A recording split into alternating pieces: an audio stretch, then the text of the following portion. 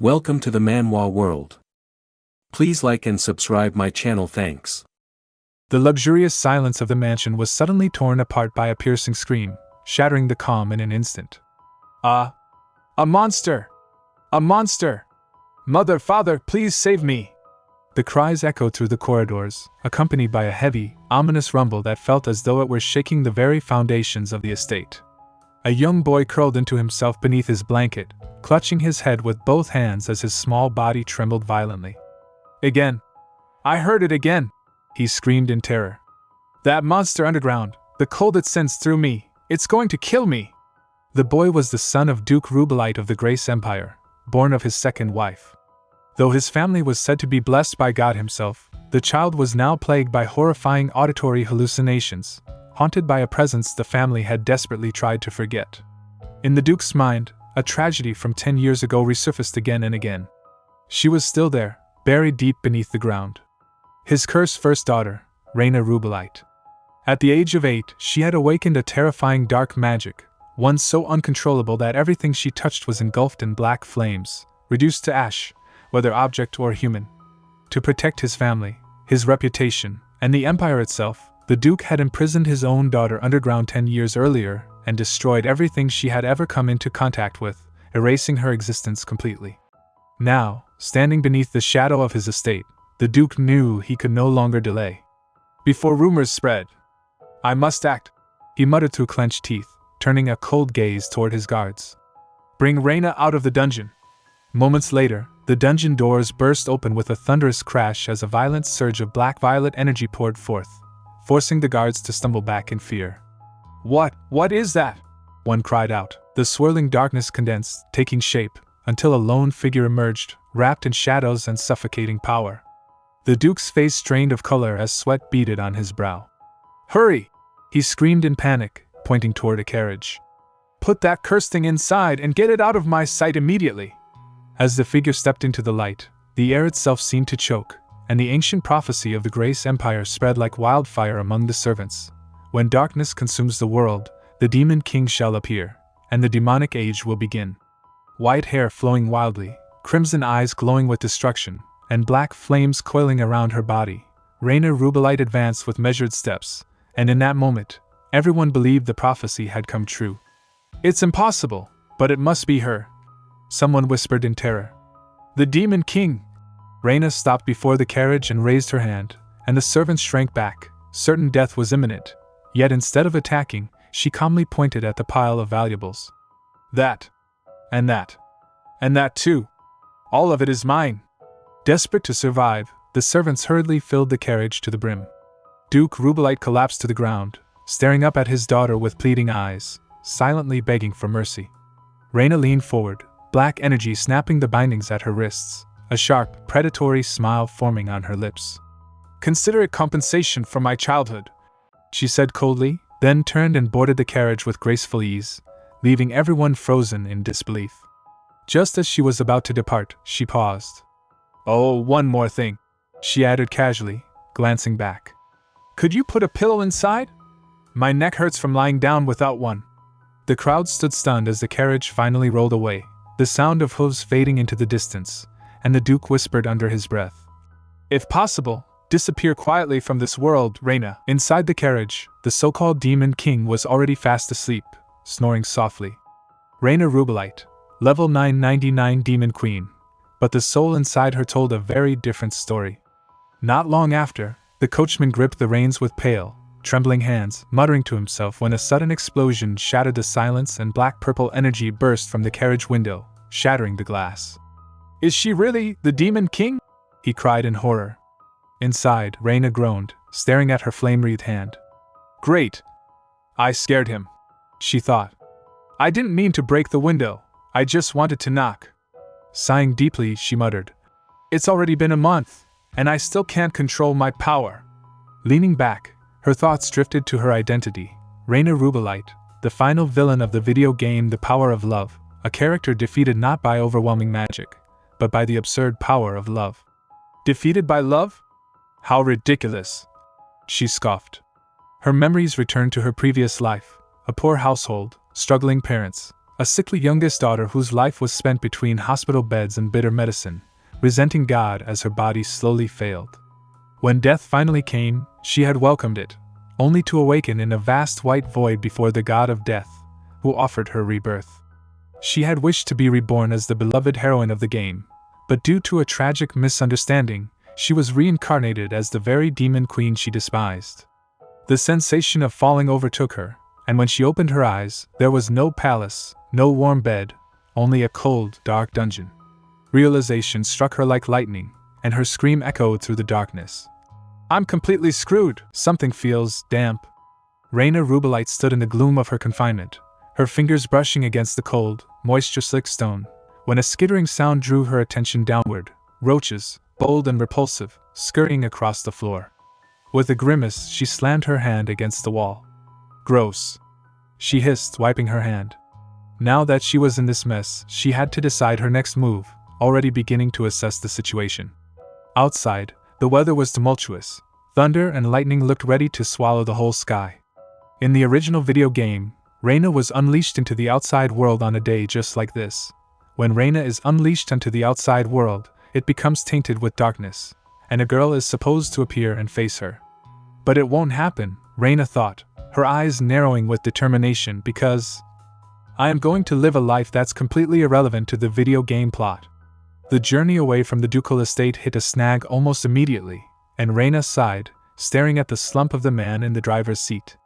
Come on now, she muttered, frustration bubbling up. The fact that my carriage driver is fainted is a very big inconvenience.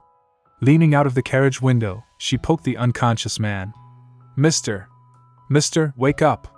The driver groaned. Grunt, oh. What a relief!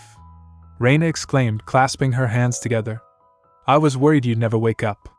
The driver's eyes snapped open, and upon seeing the crimson-eyed girl staring at him, he shrieked, I'm sorry. Are you feeling all right? She asked gently, but he only trembled harder, pulling away as if she were about to devour him. No, please don't be. She paused, realizing he was terrified of her. I'm relieved that you're awake. I was worried. I'm sorry for worrying you. The driver continued to shake, unable to process her apology through his fear, and Raina's thin patience snapped as her old habits surfaced. Ugh, seriously, she shouted. Forget it, just get the carriage going again. The carriage lurched forward, rattling down the road at a painfully slow pace. Mister, just when are we arriving? She called out, leaning her chin on her hand. So slow. We'll be arriving at the teleportation stone soon, so please just wait a bit longer, the driver stammered back. Raina leaned into the plush seat, stunned, to think he was using a teleportation stone, something only imperial families or high-ranking nobles typically had access to. He must have wanted to get rid of me fast, she realized with a bitter smile. I suppose I can't blame him, seeing as I'm the prophesied demon lord who's come to destroy the world. She looked out at the passing scenery, loneliness striking her chest. Even so, I'm still his daughter, aren't I? The carriage slowed at a heavily guarded checkpoint. I see. You're here on an errand for His Grace Duke Rubellite, a guard said, waving them through. Let them through. Raina peered out at the massive magical structure humming with energy. The teleportation stone felt completely different from the one in the game, and seeing the towering arcane architecture truly hit her. She was in a video game world now. I'll begin the teleportation, the mage announced, and a blinding light enveloped the carriage, followed by a deafening whoosh. Raina shielded her face. My eyes, she complained as the world dissolved into white radiance. When the light faded, the air was biting cold and the sky a bruised purple. The carriage had arrived. Raina stepped out, pulling her shawl tighter, and stared at a dilapidated, ominous structure that looked more like a haunted ruin than a home. This can't be the house the Duke gave me, can it? She whispered, horrified, then checked the deed. Let's see here. The Abyssal Manor, located at the far north-northwest corner of Iceberry Village, ruled by Duke Winters now. She looked back up at the crumbling mansion, trembling with cold and disbelief. This is the right place. We've arrived. This was the Winters now duchy in the Empire's desolate northern region, where, when the great Emperor founded the Empire, he bestowed the monster-ridden lands upon the first-generation Duke Winters now to protect the realm with powers passed down for thousands of years. Since then, the Winters now house guarded the north, but perhaps because of its continuous strength, the Demon Lord placed a curse upon the family, Monsters poured from the skies, relentless and unending, and amid the chaos the former Duke and Duchess Winters now met their deaths.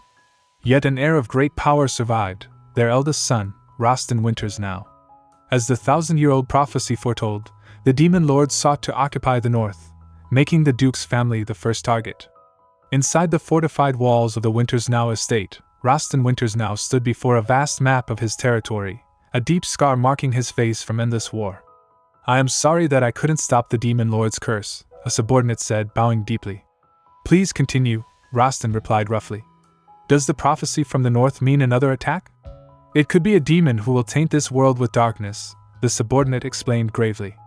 "I have never met, nor seen, nor heard of this person, so it's uncertain whether such a being actually exists." Rostin stared at the map, knowing one thing for certain: the High Priest's prophecies had never been wrong. Suddenly, the war room doors burst open and a soldier rushed in. "Your Grace, a prophecy has been made. There will be monsters descending from beyond the abyssal manor at the edge of the north-northwest." Rostin's eyes narrowed. "Here we go again." He turned to his commander. "And the preparations?" "Complete, Your Grace. The soldiers are waiting to depart at your command." Rostin grabbed his cloak. "Let's leave right away to the abyssal manor," he ordered. "This time, I'll decimate every last one of them." "Ha! All right. Abyssal manor, is it?" Raina Rubellite stood before the towering, dilapidated structure, her breath misting in the frigid air as the wind howled through the barren landscape, biting at her exposed skin while she gazed up at the dark, imposing facade of her new prison. "It sure lives up to its name," she muttered, wrapping her arms around herself. "He practically sent me here to freeze to death." Her red eyes narrowed at the thought of her father. Duke Rubellite, that little. A soft thud behind her interrupted her resentment, and she turned to see the carriage driver slumped on the frozen ground, his body twitching slightly. "Gasp!" "The driver fainted again," she exclaimed, bringing a hand to her mouth, then looked down at her hands as faint wisps of dark purple energy dissipated into the air. "My powers leak out whenever I'm angry without me knowing." With a sigh, she realized she couldn't leave him out here, but her own survival came first, so she turned back to the manor's massive entrance where the heavy wooden doors loomed, sealed shut by years of neglect and northern frost. She grabbed the iron handle and pulled. Nothing. She yanked harder, rattling it violently. "What? Why won't it open?" Gritting her teeth, she braced her foot against the stone frame and heaved with all her might. Metal crunched, but the door didn't budge. "The door is frozen solid," she screamed, kicking the wood, standing there shivering, hungry, cold, and peeved, until suddenly a wave of heat surged from her palm resting on the handle, the thick ice hissing and evaporating instantly as the wood itself began to smoke. "Huh!" "The door melted," she whispered, staring at the charred timber, stepping back as her mind raced. "In that case, let's try to control my power, just like I did in the castle." "Ugh, seriously," she grumbled as she stepped into the dark, dusty hallway. "There's roaches and rats, and even my powers are giving me trouble. Can I do anything about this?" As she stood in the gloomy foyer, a strange, resonant voice echoed within her mind, archaic and commanding. "Demon Lord, command the darkness that surrounds you." Raina froze. What? Command it?" Closing her eyes, she focused on the chaotic energy swirling within, took a deep breath, and visualized it submitting to her will. "I call upon the power of darkness," she commanded aloud. "Do not stray away from me." The purple aura snapped close to her skin, humming obediently, and her eyes widened. "I did it. So this is how you do it." Looking around the freezing manor, an idea formed. Maybe she could restrain her powers and melt the house. Extending her hands, she released a controlled wave of magical fire that washed over the walls, floors, and ceilings, seeping into the stone without burning it and banishing decades of chill. It melted. She cheered as the ice vanished and the air turned toasty. Some time later, Raina sat comfortably at a dining table, warm and satisfied. "I covered the entire house with a thin layer of flames," she mused, in order to maintain a warm temperature, leaning back and patting her stomach. "This is the stuff." She glanced at the remnants of her meal. "Thank goodness there's plenty of food in this house. Granted it was all frozen, but it's fine if you melt it." She smoothed the skirt of the frilly, elegant gown she now wore, slightly outdated but luxurious. "And on top of that, there are tons of dresses. They seem to have belonged to a much older noblewoman, but whatever. Checking her reflection in nearby glass, she nodded. I don't look so haggard anymore. A tentative knock sounded at the entrance. My lady, are you there? A trembling voice called. Oh, the driver! Raina exclaimed, opening the door. Please come in. The driver stepped inside, terrified, clutching his cap as he stared at the warm interior before turning to her. You're going to return home? Raina asked. After I brought you back to life, he stammered through tears. My old wife and young daughter are waiting for me. I must return. Raina's expression hardened as memories of the game surfaced. If he left now, the Duke wouldn't let him off easily. Every attendant who witnessed her power had been slaughtered.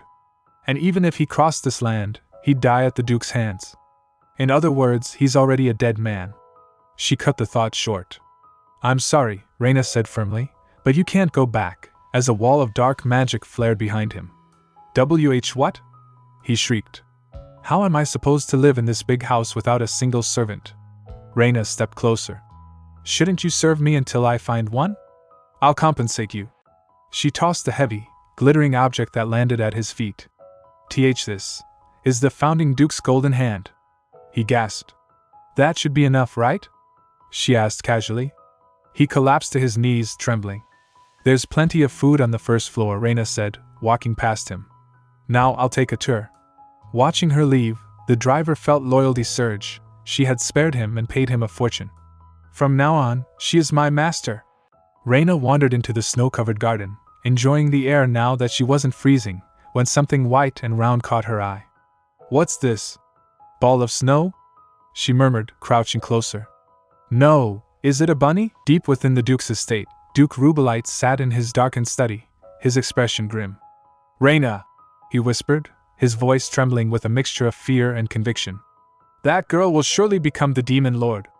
He stared at the papers on his desk, his mind racing with terrifying scenarios. Once that happens, even if the Saintess saves the world, the Rubellite name will be shattered to pieces. He clenched his fist, crushing the document in his hand. I cannot let that happen. He summoned his most trusted aide. Did Raina arrive at the Abyssal Manor? He demanded. Yes, Your Grace, the aide replied, bowing low. She will have arrived by now. The Duke's eyes narrowed, cold and ruthless. I'll need to send an assassin there, he declared, his decision final. I have to erase Raina from the earth, before her power overflows out of control.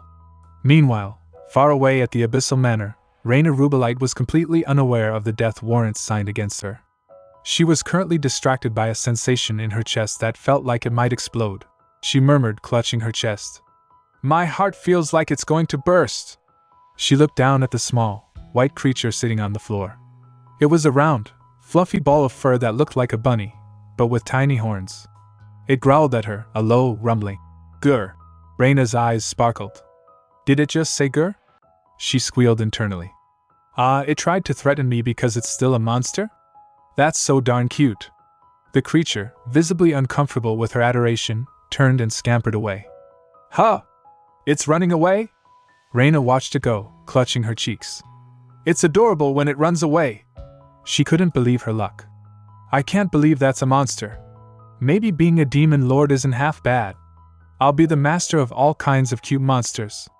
As she chased the little creature into the main hall, she suddenly stopped. A man was standing there, his presence commanding and intense. He had silver hair and piercing blue eyes, dressed in a sleek military uniform that accentuated his broad shoulders. What are you doing here? The man asked, his voice deep and authoritative. Raina blinked, taken aback. Huh! She stared at him, her mind momentarily blanking. He's an incredibly handsome character. The man frowned, ignoring her stunned silence. This region is teeming with monsters. Leave immediately. Raina snapped out of her daze. Indignation flared within her.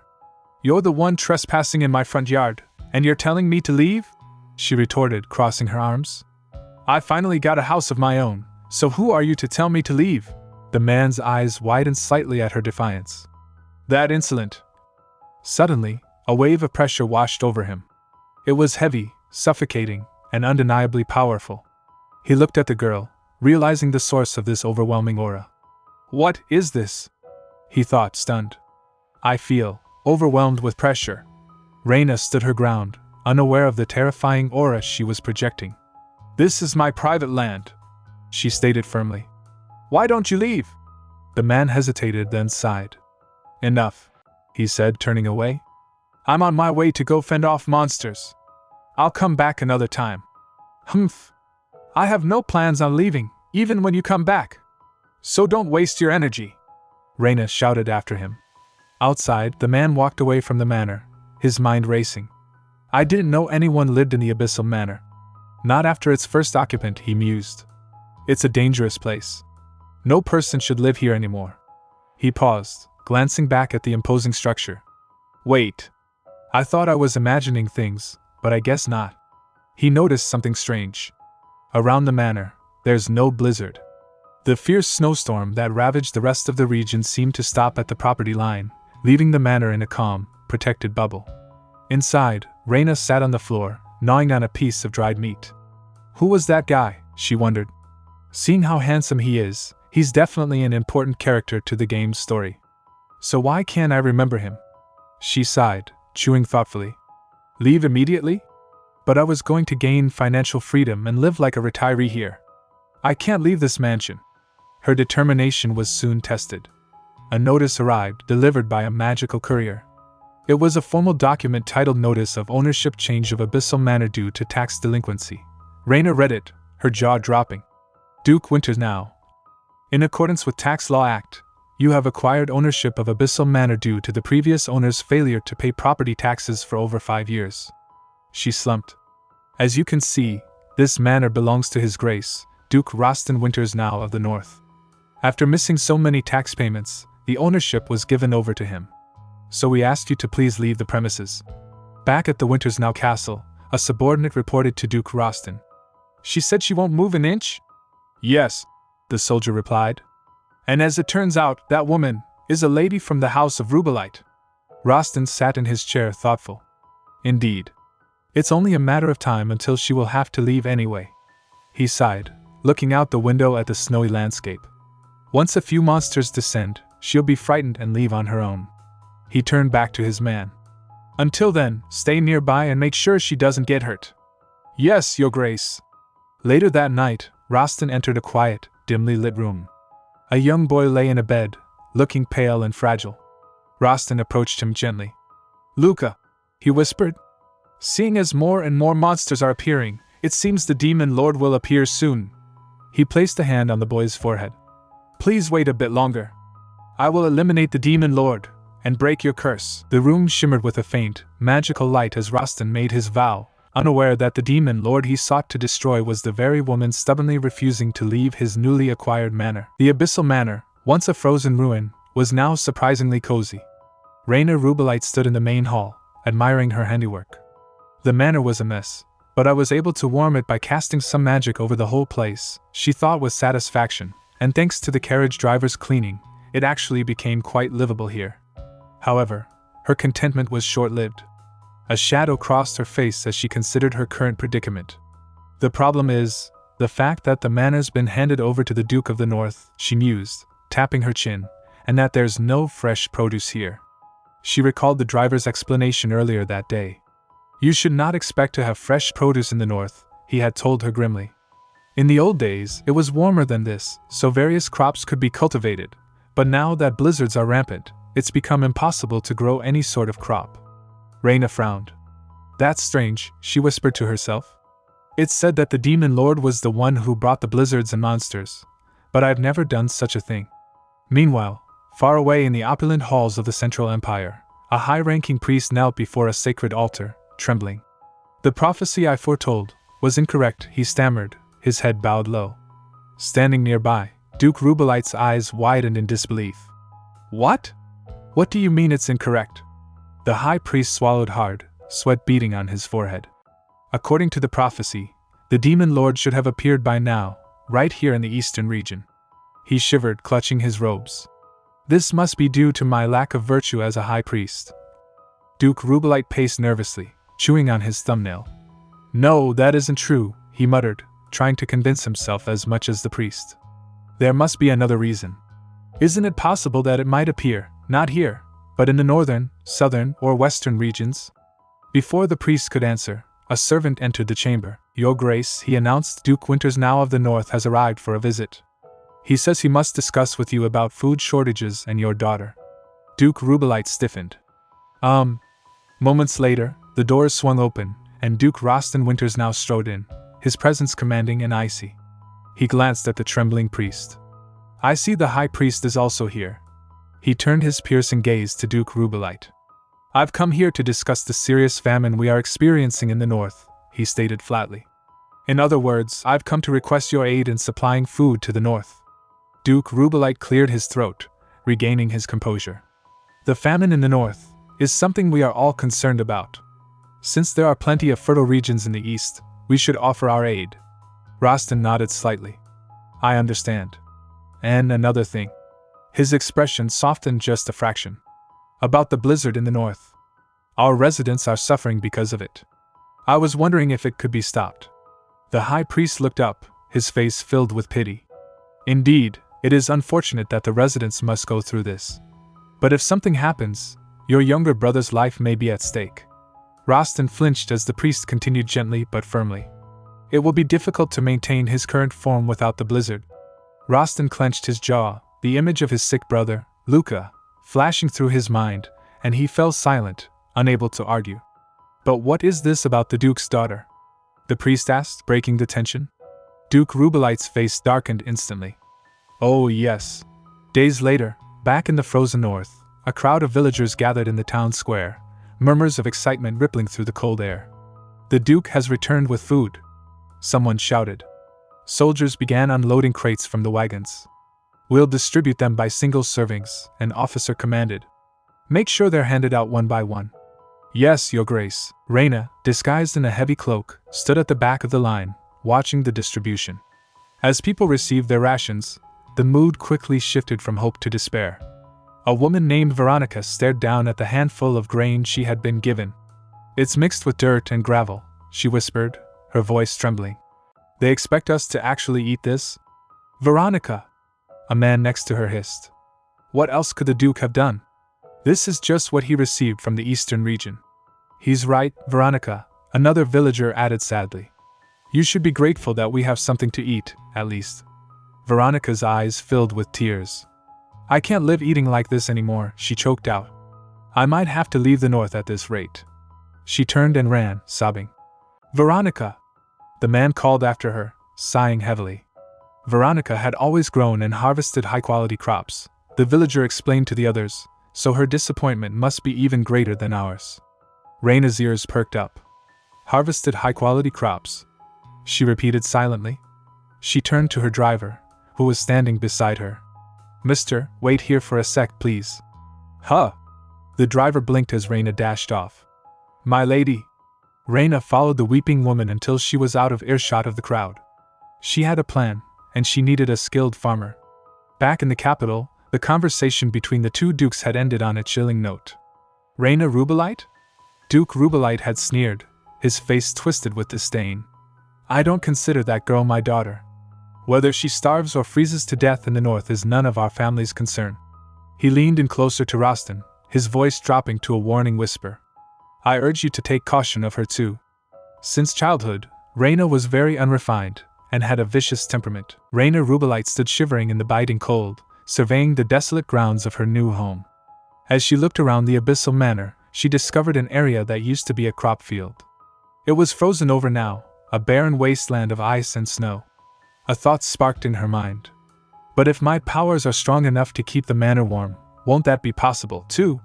She turned and hurried towards the village, determination fueling her steps. She spotted the woman from earlier, still wiping tears from her face. Excuse me, Raina called out. Veronica! Veronica turned, startled. She saw a young woman with deep, magenta eyes and silver hair with a hint of red, dressed in the lavish gown of a noble. Could this be the rumored weird lady who has moved into the abyssal manor? Veronica wondered, eyeing the stranger warily. Raina didn't waste time on pleasantries. I just overheard something by chance, she said, leaning in slightly. Is it true that you used to grow high-quality crops? Veronica's expression softened with nostalgia and pain. Yes, she admitted. I had poured my heart into growing crops in this unrefined northern region. I cultivated crops with the help of the villagers, and we would share them happily amongst ourselves. She looked down at the frozen ground, her shoulders slumping. But that's a thing of the past now. Unless this blizzard stops, it will be impossible to grow anything here. Her sadness turned to anger. She clenched her fists, her voice trembling. If I ever saw the demon lord who started this blizzard, I'd run up and try to fight it, she growled. Growling. Raina flinched slightly, guilt pricking at her. Veronica, she interrupted gently. Even if the blizzard itself won't stop, you could still grow crops if you had a greenhouse. Couldn't you? Veronica blinked, confused. Greenhouse? How would we maintain its temperature? We don't even have enough firewood to warm our homes. Raina grinned, a mischievous glint in her eyes. Don't you worry about that, she whispered conspiratorially. I've got special powers. Meanwhile, back in the town square, the food distribution was winding down. The distribution is complete, Your Grace, a soldier reported to Duke Roston Winters now. Good work, Roston replied, glancing towards the path leading out of the village. Earlier, it looked like she went that way. Your Grace, where are you going? The soldier asked as Roston began to walk away. To see the Duke's daughter, Roston said grimly. I have to give her another warning. He found them a short distance away. Raina was leaning close to Veronica, whispering something that made the village woman's eyes widen. Roston didn't like the look of it. Huh! A villager nearby gasped, spotting the scene. My lady! What did you do to Veronica? Raina jumped, startled. Roston stepped forward, his presence imposing. Lady Raina Rubellite, he said coolly. I'll escort you home. To the Abyssal Manor, which you'll be leaving very soon. Raina sighed, realizing her recruitment pitch had been cut short. The ride back to the manor was tense. I thought I told you to leave the manor, Roston said, breaking the silence. Raina groaned internally. I'm getting déjà vu. I know you're home. I told you you've been evicted. I guess I have to get nagged by a landlord in this life too. She shook her head, steeling herself. No. Pull yourself together. I'm going to have my own house this time, if it's the last thing I do. She turned to Roston, her chin held high. Didn't I tell you I'd buy back the deed to the manor? Why won't you sell it to me? Are you tight on money, Duke? Roston looked at her with a mix of pity and frustration. There is a deadly blizzard, not to mention monsters, on this land. A noblewoman such as yourself shouldn't be living here. Raina scoffed silently. PFT. He's treating me like a lady who's clueless about how the world works. I'm the demon lord, you fool. Out loud, she countered. Well, won't the Saintess appear and save the world anyway? I have faith in the Saintess. Roston's expression hardened. I don't believe in that rubbish. Raina blinked, shocked. What? He doesn't believe in the Saintess? The demon lord hasn't made an appearance yet, and yet they're still using their powers. Roston explained, his voice low and serious. But the Saintess has only appeared in prophecies. No one really knows whether she will appear. He looked out the window at the frozen landscape. I don't want to leave the fate of the North to a superstition. Raina stared at him, newfound respect blossoming in her chest. This character was so unmemorable that I don't even remember him from the game. But he was in the background this whole time, struggling in the North with this. I admire your sense of duty, Duke Winters now, she said softly. Roston turned back to her, his gaze intense. What I want to say is that I will not turn a blind eye to a noble such as yourself, who terrorizes the residents and does as she pleases. Raina's jaw dropped. What? Wait. I didn't harm Veronica. Suddenly, a loud thud shook the carriage. What was that just now? Raina asked, looking around wildly. It sounded like something jumped onto the carriage, Roston murmured, his hand moving to the hilt of his sword. Outside, the horses whinnied in panic as dark shapes emerged from the swirling snow. What is going on? The driver screamed. A menacing voice cut through the wind. The woman, with silver hair and red eyes. Hand her over, and we'll spare you. Chaos erupted around the carriage as steel clashed against steel, the attackers moving with lethal precision, their blades flashing in the biting cold of the northern wind. Inside the carriage, Duke Roston Winters now reacted instantly, his hand flying to his sword as he scanned the scene, his eyes narrowing when he recognized the organized formation of the assailants. "That man," one of the attackers stammered, his confidence faltering. "It's the Duke of the North." Rostin stepped out, placing himself between the carriage and the mercenaries, assessing the situation quickly. It looked like a group of mercenaries specifically targeting Lady Rubellite, which was strange. Why would anyone hire so many people just to go after one woman? "What's happening?" Raina's voice came from the carriage, confused and alarmed. The mercenaries, realizing their cover was blown but desperate to finish the job, hesitated only for a moment. They hadn't been told that a monster like the Duke of Winters now would be guarding her. "Give up your weapons and surrender," Rostin commanded, his voice cutting through the wind like a blade. "Those who do not comply will be met with swift punishment." "Hey, you fools!" the leader of the squad shouted, rallying his men. "Hold back the Duke! I'll get rid of the woman!" As the swordsman lunged at Rostin, a ripple of distortion appeared in the air near the carriage door, and Rostin's sharp eyes caught the shimmer. A magician? Were they hiding with an invisibility spell? Before Rostin could intercept, the invisible assailant struck, aiming a burst of magic directly at Raina, the attack meant to be fatal. "Get out!" Raina shrieked, not in fear, but in annoyance.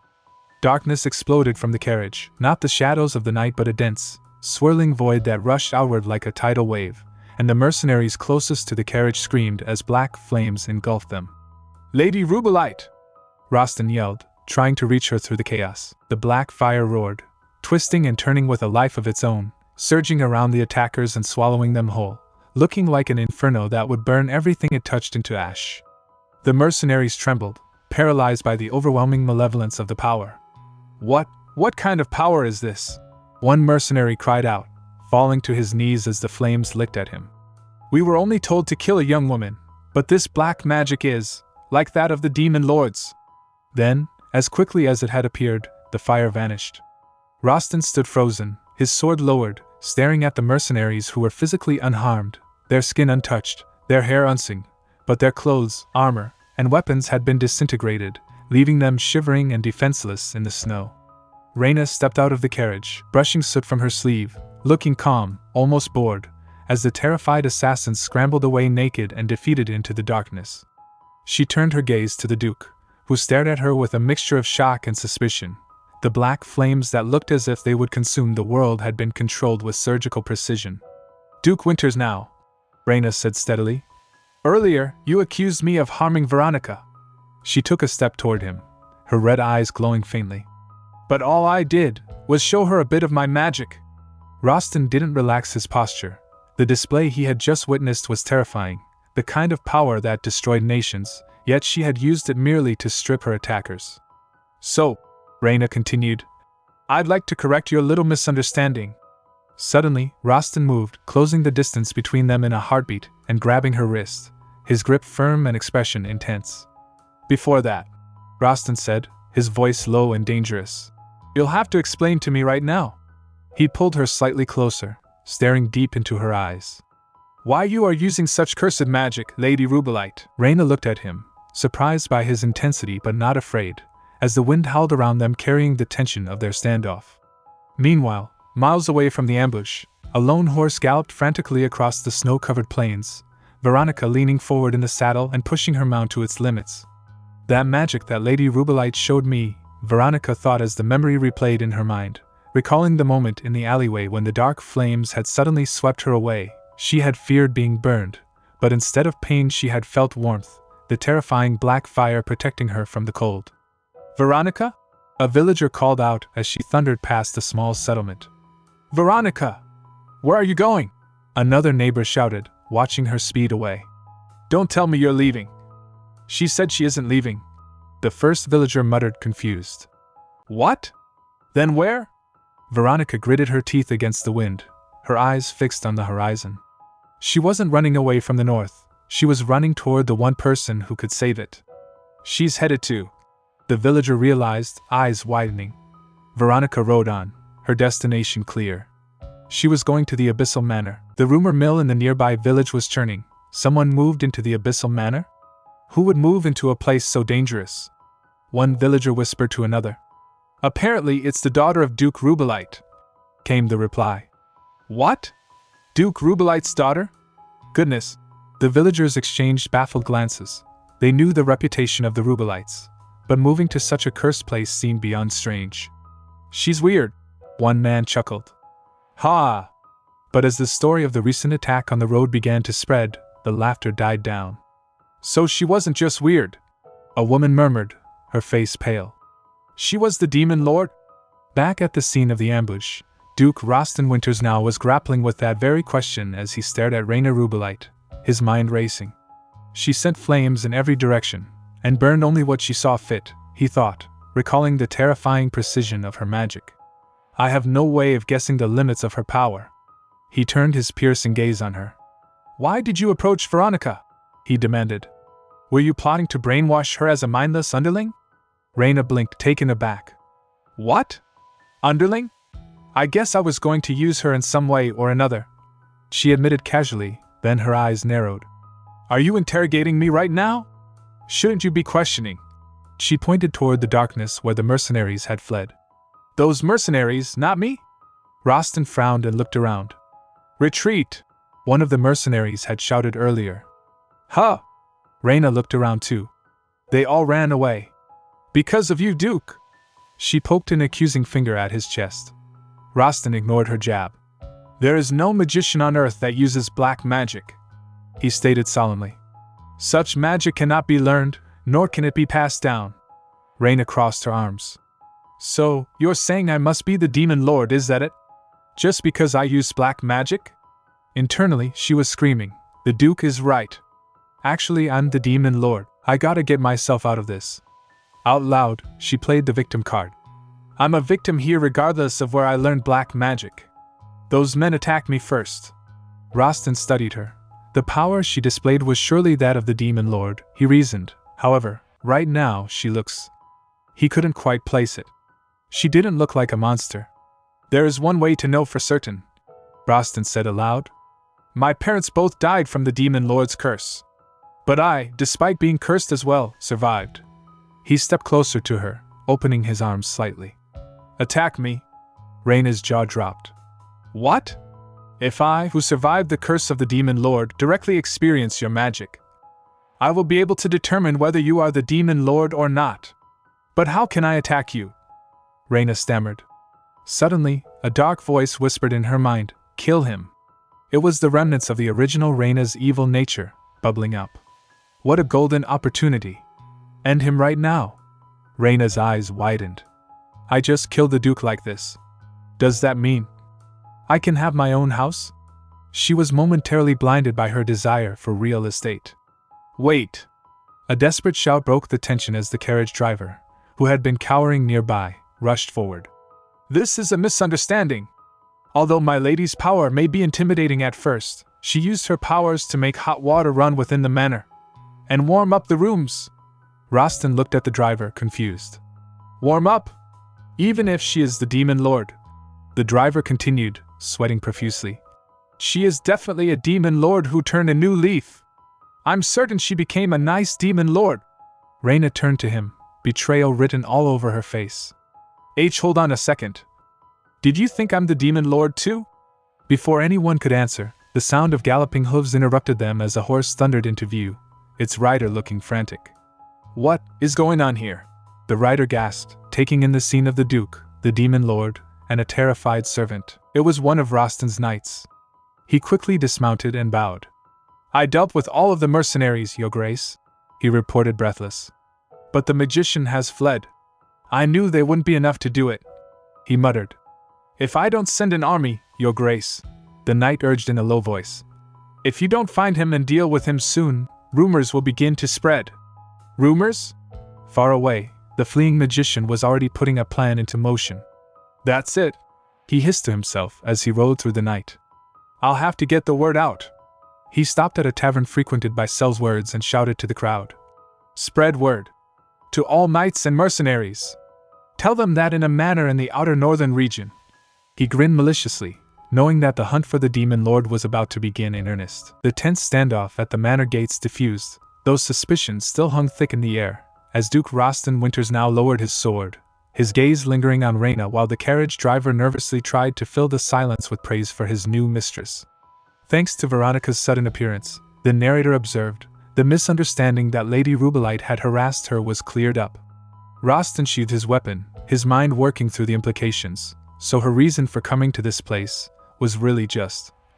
He thought back to the rumors of the Rubellite family drama, the first Duke of Rubellite, because of a conflict with her father. His eyes widened as he recalled a specific detail he had noticed earlier, a golden object the driver had been clutching. The founding Duke of Rubellite's hand has been severed. It was a literal golden hand, a priceless family heirloom, and she had apparently just given it away as a tip. This girl was either insane or operating on a level of detachment he couldn't comprehend. Inside the manor, the driver continued his tour for the baffled Duke, demonstrating a faucet in the kitchen. With just a turn of the handle, you instantly get warm water, and the indoor temperature is maintained at 24 degrees, around the clock.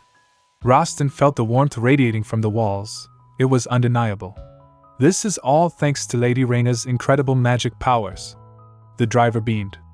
Rostin turned to Raina, who was now ignoring him to play with something on the floor. Have any monsters infiltrated the premises? Or did you take care of them all? Yes, there was one monster, Raina replied absently, poking a small, fluffy white ball. That trespassed. And a small, adorable. Rostin followed her gaze. Small and adorable. The little creature rolled over, revealing tiny horns. Lop. Rostin froze. There it is. It's always hanging out at the house. Luca? Rostin whispered, his heart skipping a beat. He stared in shock. The small monster Raina was cooing over was actually his younger brother, Luca, transformed by the curse. Luca's body is made of snowflakes due to the demon lord's curse, Rostin thought, panic rising. But how is he not melting at this temperature? He watched as Raina gently petted the creature. Luca didn't seem distressed. If anything, he looked cozy. I can't believe she possesses the ability to give warmth to Luca, without harming his body. It must like it here because it's so warm, Raina said, smiling as the little fluff ball rolled around. I didn't know monsters could be so cute. Rostin's confusion deepened. Was she truly evil, or something else entirely? Lady Rubellite, he said, stepping forward. Raina looked up. Suddenly, Rostin drew a dagger and swung it at her. It wasn't a lethal strike, but it was fast. Cling! The sound of metal hitting a barrier rang out as a translucent purple shield materialized instantly around Raina, deflecting the blade effortlessly. Raina didn't even flinch, she just looked at him, unimpressed. Even if I didn't have murderous intent, Rostin said, sheathing the dagger. I thought you would retaliate by reflex. What? Raina sighed, standing up. Do you still think I'm the demon lord? You can drop your suspicions, you know. I'm only a magician, who happens to be good with fire. Rostin shook his head slowly. I cannot believe that yet. I won't give you the rights to the mansion until my suspicions are completely cleared. He turned to leave, his cape swirling. But because the North's safety is my concern, I will find out who those mercenaries were, and who hired them to assassinate you. Raina watched him go, a small smirk playing on her lips. The one who hired them. But I think I know who that is already. As the Duke rode away, the narrator revealed a chilling truth that Rostin had missed. If there is one thing the Duke overlooked, it's that no creature with murderous intent can even set foot in this mansion. Back at the manor gates, a shadow lurked as a monstrous wolf, snarling with hunger and rage, tried to step onto the property. But the moment its paw crossed the threshold, black energy surged from the ground, KSHHH, and the beast was incinerated instantly, leaving nothing but ash. So, Duke Winters now, the narration concluded, consider yourself extremely lucky that you didn't attack with the intent to kill. Meanwhile, in a dark tavern miles away, the rumor mill was spinning out of control. About that weird lady who moved into the Abyssal Manor, a mercenary whispered to his companion. Turns out she's the eldest daughter of Duke Rubellite. Duke Rubellite? So how did she end up in the north? A hooded figure sitting nearby listened intently. It was the magician who had fled the earlier battle. Rubellite? He thought, his eyes gleaming with greed, but the powers I witnessed were most certainly that of the demon lord. He pieced the puzzle together. If Duke Rubellite tried to cover up that his daughter was the demon lord. He slammed his drink down. This information could make me rich. Raina Rubellite stood inside the large glass structure, her hands on her hips and a satisfied smile playing on her lips. So, Veronica? Is this a good temperature? Veronica looked around in awe, the air warm and humid, a stark contrast to the biting cold outside. Yes, she replied, her eyes wide. This is a great temperature for growing crops. It was true, Raina had actually built a greenhouse, just like she promised, but there was a catch. Veronica stared at the purple flames flickering along the framework, providing the impossible heat. The problem is how she did it, Veronica thought, a bead of sweat trickling down her neck. Black magic is known as the power of the Demon Lord, but there's no way that's the case, right? She watched Raina cheerfully inspect a patch of soil. I mean, logically speaking, a person trying to cultivate crops couldn't be the Demon Lord, could she?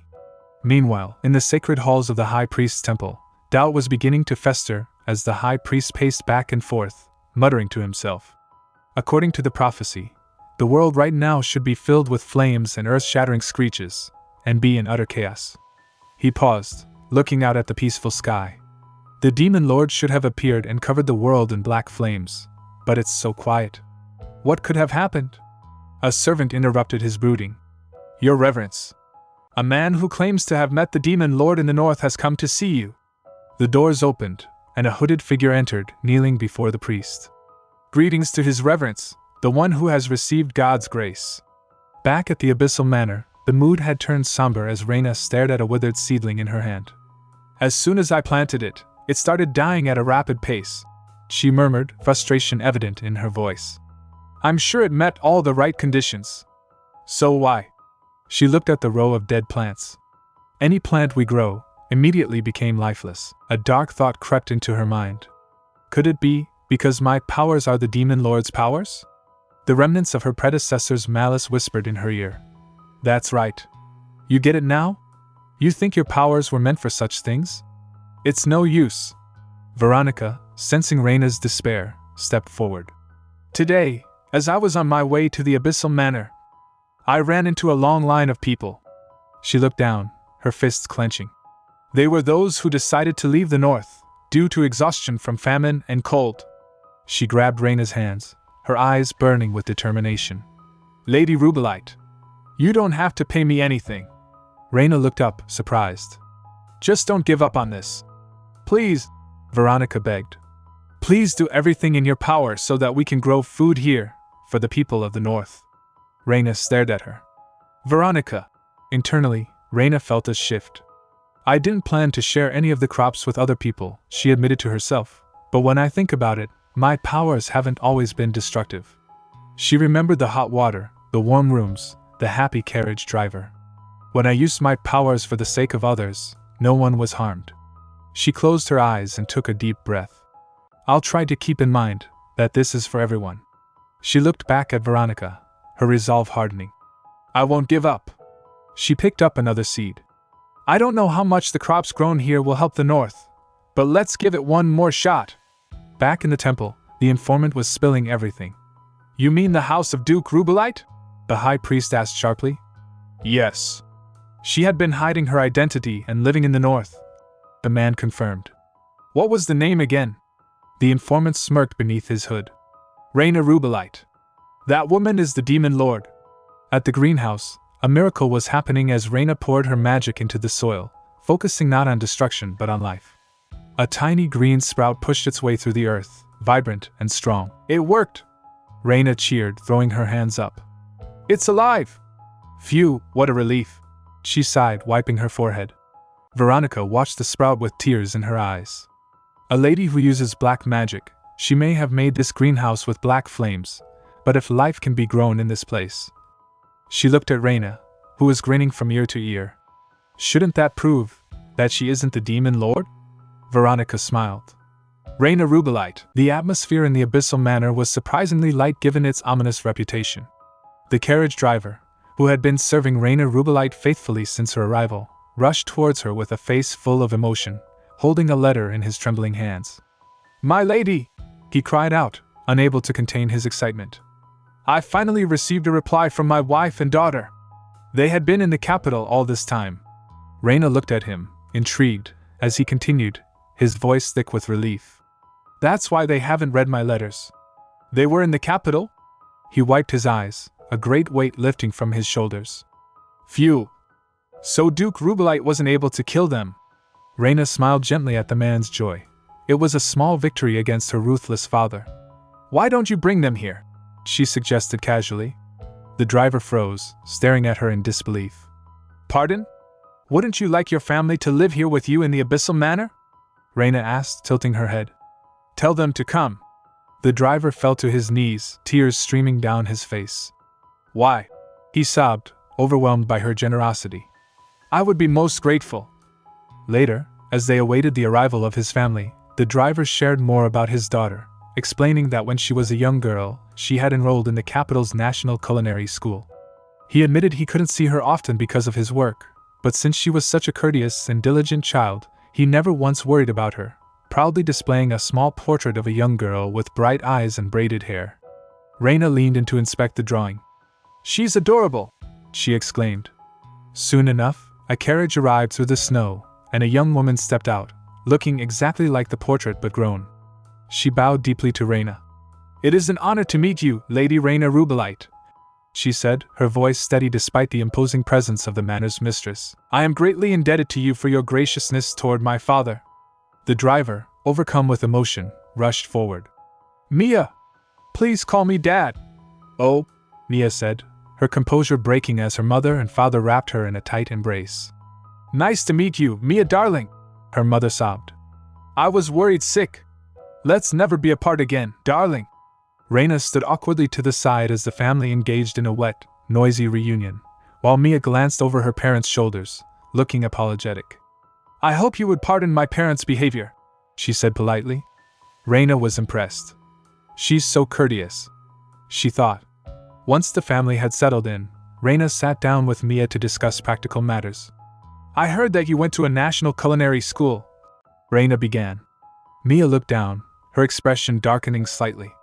That is true. However, I am not a very good chef. Raina raised an eyebrow. I'm sure if you try my cooking, you will be disappointed, Mia insisted. Raina waved her hand dismissively. But you do like cooking, right? I do, Mia answered without hesitation. Then that's good enough for me, Raina declared. Right now, we're barely getting by on dry jerky. So any cooking would be an improvement. She leaned forward with a smile. So what do you say? Would you like to become the head chef of this manor? Mia looked stunned, then bowed her head. I am underqualified for such a position, but I will do my best. They moved to the kitchen, where Raina demonstrated how they handled utilities in the Abyssal Manor. She held out her hand, and a roaring fire of black magic erupted in the stove.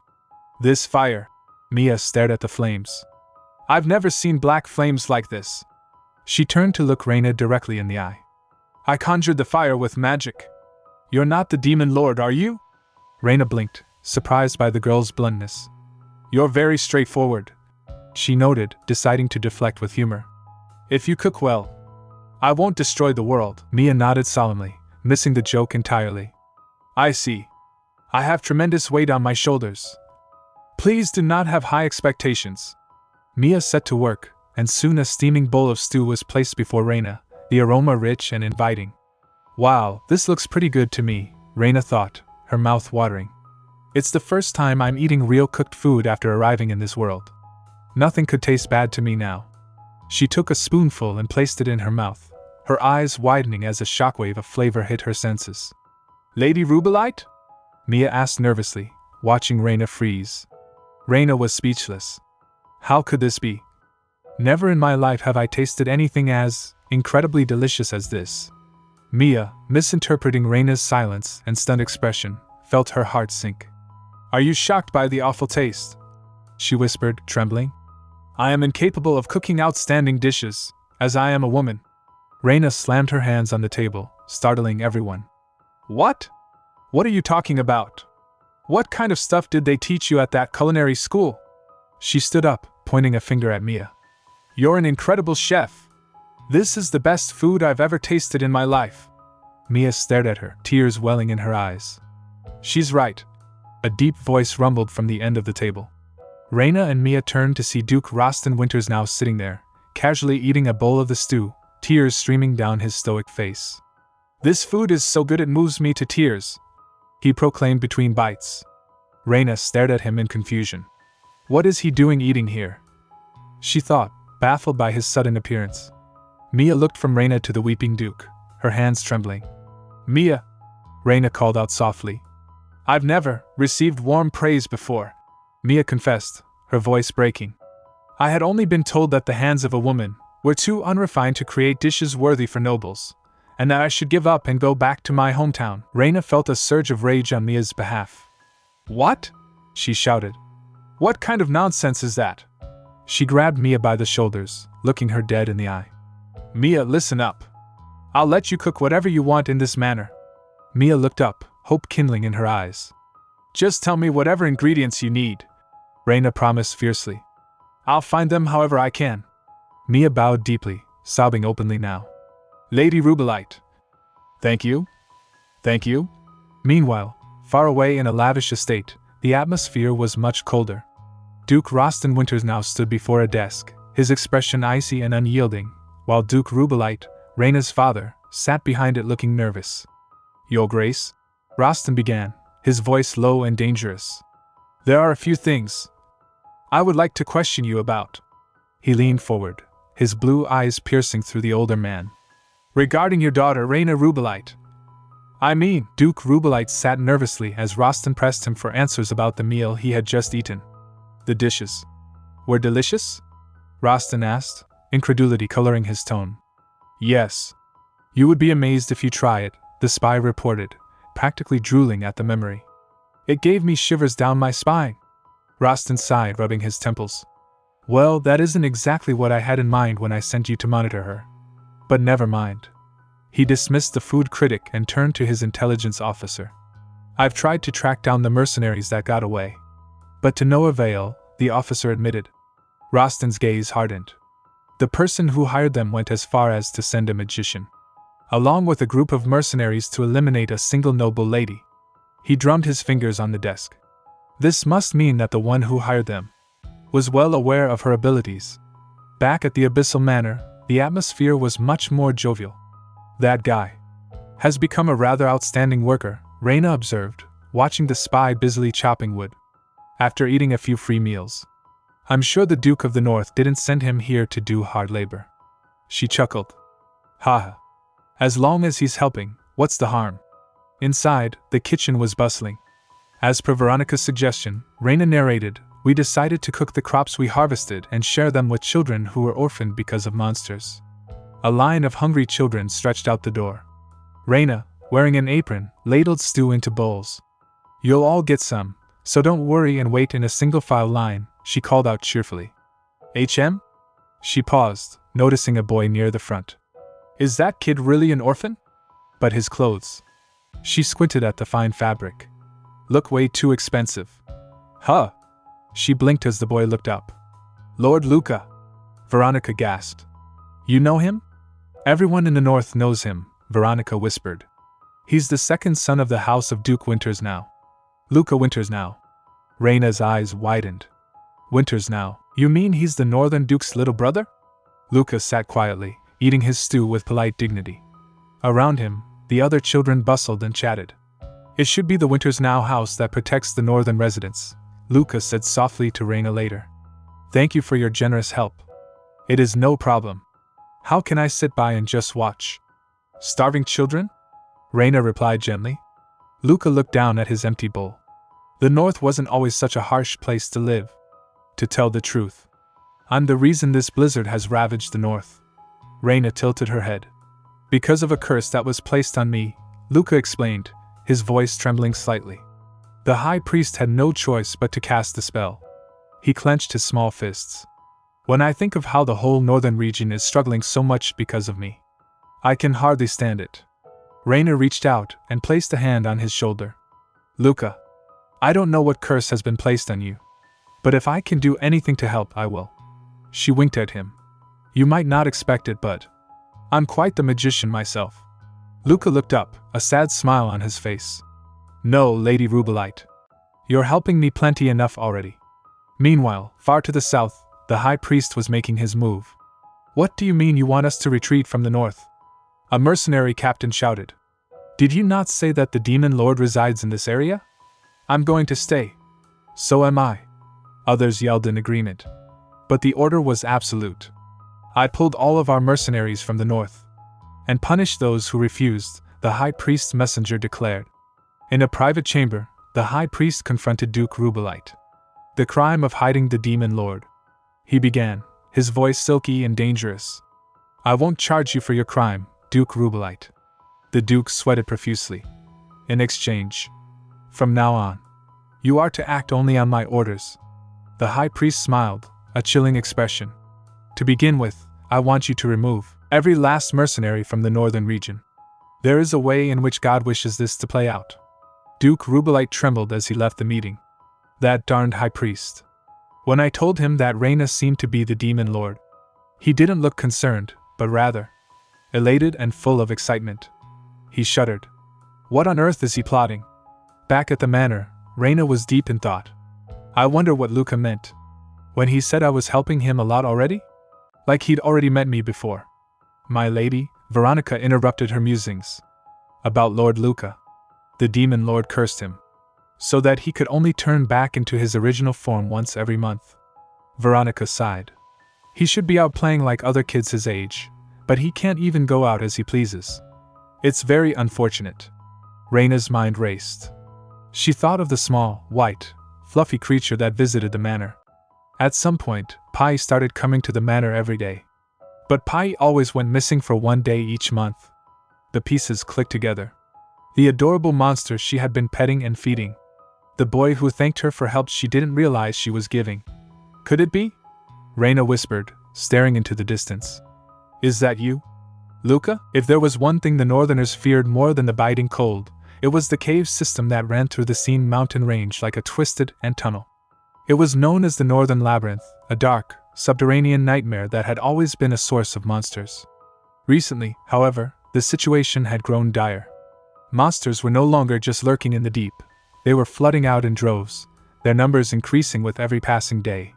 Despite Duke Winters now leading his expedition team to patrol the mountain's vicinity regularly, the tide of beasts showed no sign of receding. This strategic diversion had consequences elsewhere. With the Duke and his soldiers occupied at the front lines, the security within the fortress walls had weakened. The crime rate was rising rapidly, leaving the ordinary residents vulnerable and on edge. In the midst of this tense atmosphere, Raina Rubellite walked through the village market. She observed the unease on the faces of the people, the way they clutched their belongings and hurried past shadows. It should have been the Winters Now house protecting these residents, yet here they were, relying on whatever help they could get. Her gaze landed on a small figure nearby. It was the young boy she had shared stew with, the Duke's brother. Raina stared at him, a realization clicking into place as she recalled the small, snowy creature that visited her manor. Could it be? She thought, watching him nod politely. Is that you, Luca? Before she could approach him, a commotion erupted nearby. A thug, emboldened by the lack of guards, snatched a bag from a passerby and shoved them to the ground. He turned to flee, laughing at the ease of his crime. Raina frowned. She normally tried to avoid using magic within the village to keep a low profile, but seeing the brazen act, she felt she had no choice. She raised her hand, her eyes flashing with power. Dark energy surged forward, manifesting as swirling black flames that shot across the street.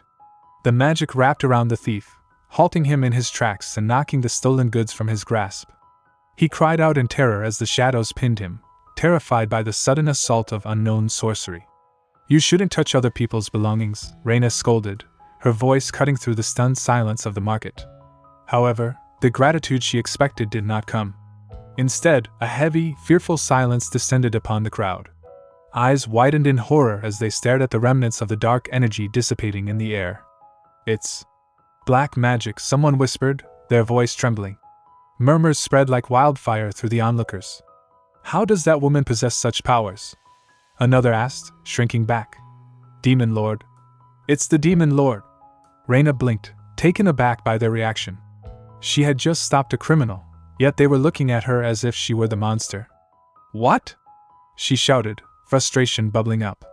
I'm not the bad person here, he is. But the fear was irrational and deep-seated. The villagers cowered, their whispers growing louder and more accusatory. Everyone's on edge, Raina realized with a sinking heart. People are all afraid of the Demon Lord right now. And since I use black magic, it's only natural they'd cower. I didn't think this through. Veronica, who was standing beside her, looked furious. What is wrong with you all? She yelled at the crowd, stepping in front of Raina. After everything Lady Raina has done for you, it's no use, Veronica, Raina interrupted softly, placing a hand on the woman's shoulder. She could see the terror in the people's eyes. Arguing would only make it worse. Everyone's overcome with fear. It'd be better if I stay away.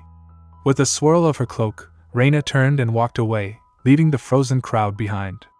Let's go, she commanded quietly. Meanwhile, deep in the frozen wastes near the northern labyrinth, Duke Roston Winters now stood amidst his exhausted troops. The wind howled around them, carrying the scent of impending battle. Inspect the equipment, Roston ordered, his voice gritty with fatigue. And rest up. Until the monsters show up. He looked at his men. They were slumped against rocks and snowbanks, shivering and weary. Everyone had reached their limit. The cold was seeping into their bones, and the endless waves of monsters were wearing down their resolve.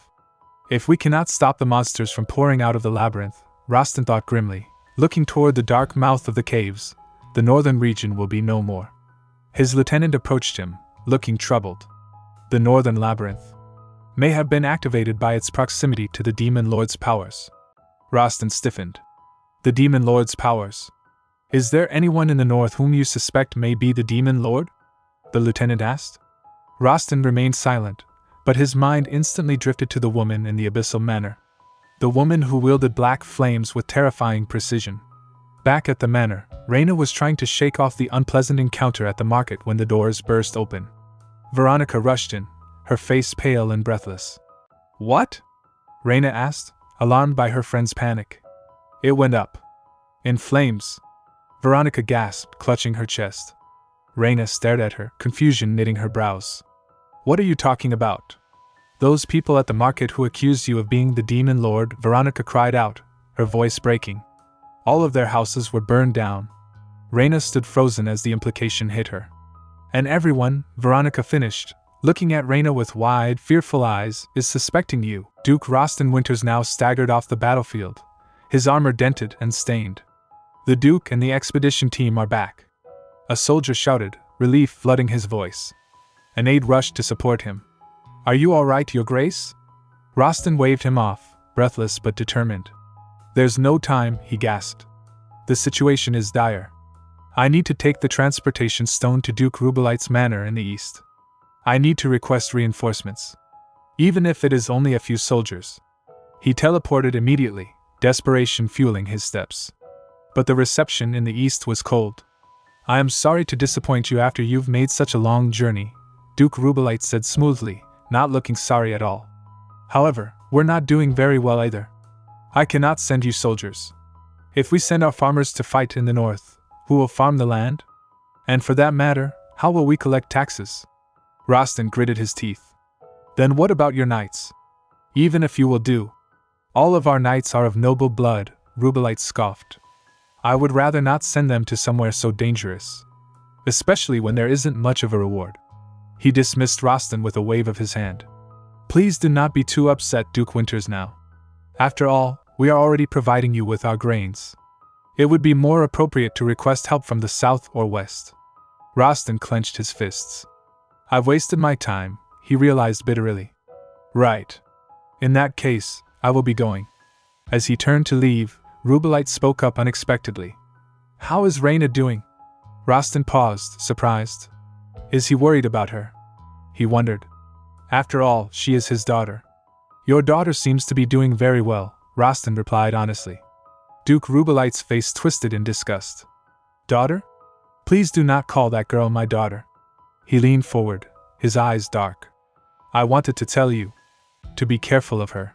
She is nothing but a pathway to evil. Back at the Abyssal Manor, Raina sat alone in her room, staring into the flickering flames of the fireplace. In a way, it's only natural. That people are suspicious and afraid, she mused darkly. When it comes down to it, I am this game's Demon Lord. She hugged her knees. The labyrinth's increased activity. The spell cast on Luca. What if all of that is because of me? According to the rules of the game, my very existence here in this world could lead to disaster. Despair washed over her. Even if I do all these good deeds, how can I expect to change the rules of the game? A sinister voice whispered from the shadows of her mind. That's right, Raina. Everything is your fault. The labyrinth, the curse, and the fact that the villagers are starving to death. Everything. The voice giggled maliciously. But so what? That's your role in the first place. Kill them all, Raina. Follow your instincts. Raina's eyes flashed red. Fine, she whispered. You're right. If I just kill them all of this will be solved, right? Rostin returned to the north, weary but not defeated. Your Grace. How did it go? His lieutenant asked. I didn't receive help from the east, but I did from the south and west, Rostin reported. Get ready for departure as soon as the reinforcements arrive through the transportation stone. We're heading straight to the northern labyrinth. He looked towards the mountains, worry etching deep lines on his face. I managed to get more soldiers this time. But what about next time? The northern labyrinth is producing an endless stream of monsters. He recalled his lieutenant's question. Is there anyone in the north whom you suspect may be the demon lord? And Duke Rubellite's warning echoed in his mind. Nothing but a pathway to evil. Rostin led his army to the mouth of the labyrinth. The ground shook as a horde of monsters poured out, screeching and clawing. The soldiers braced themselves, fear palpable in the air. Suddenly, a massive burst of black fire exploded from the sky, incinerating the front line of monsters in an instant. What? What is that? The soldiers gasped, shielding their eyes. Through the smoke and flames, a figure descended. It was Raina, floating effortlessly in the air, her dress billowing around her like dark wings. Lady. Raina. Rostin whispered, stunned. Raina landed softly on the battlefield, the black fire dancing obediently at her fingertips.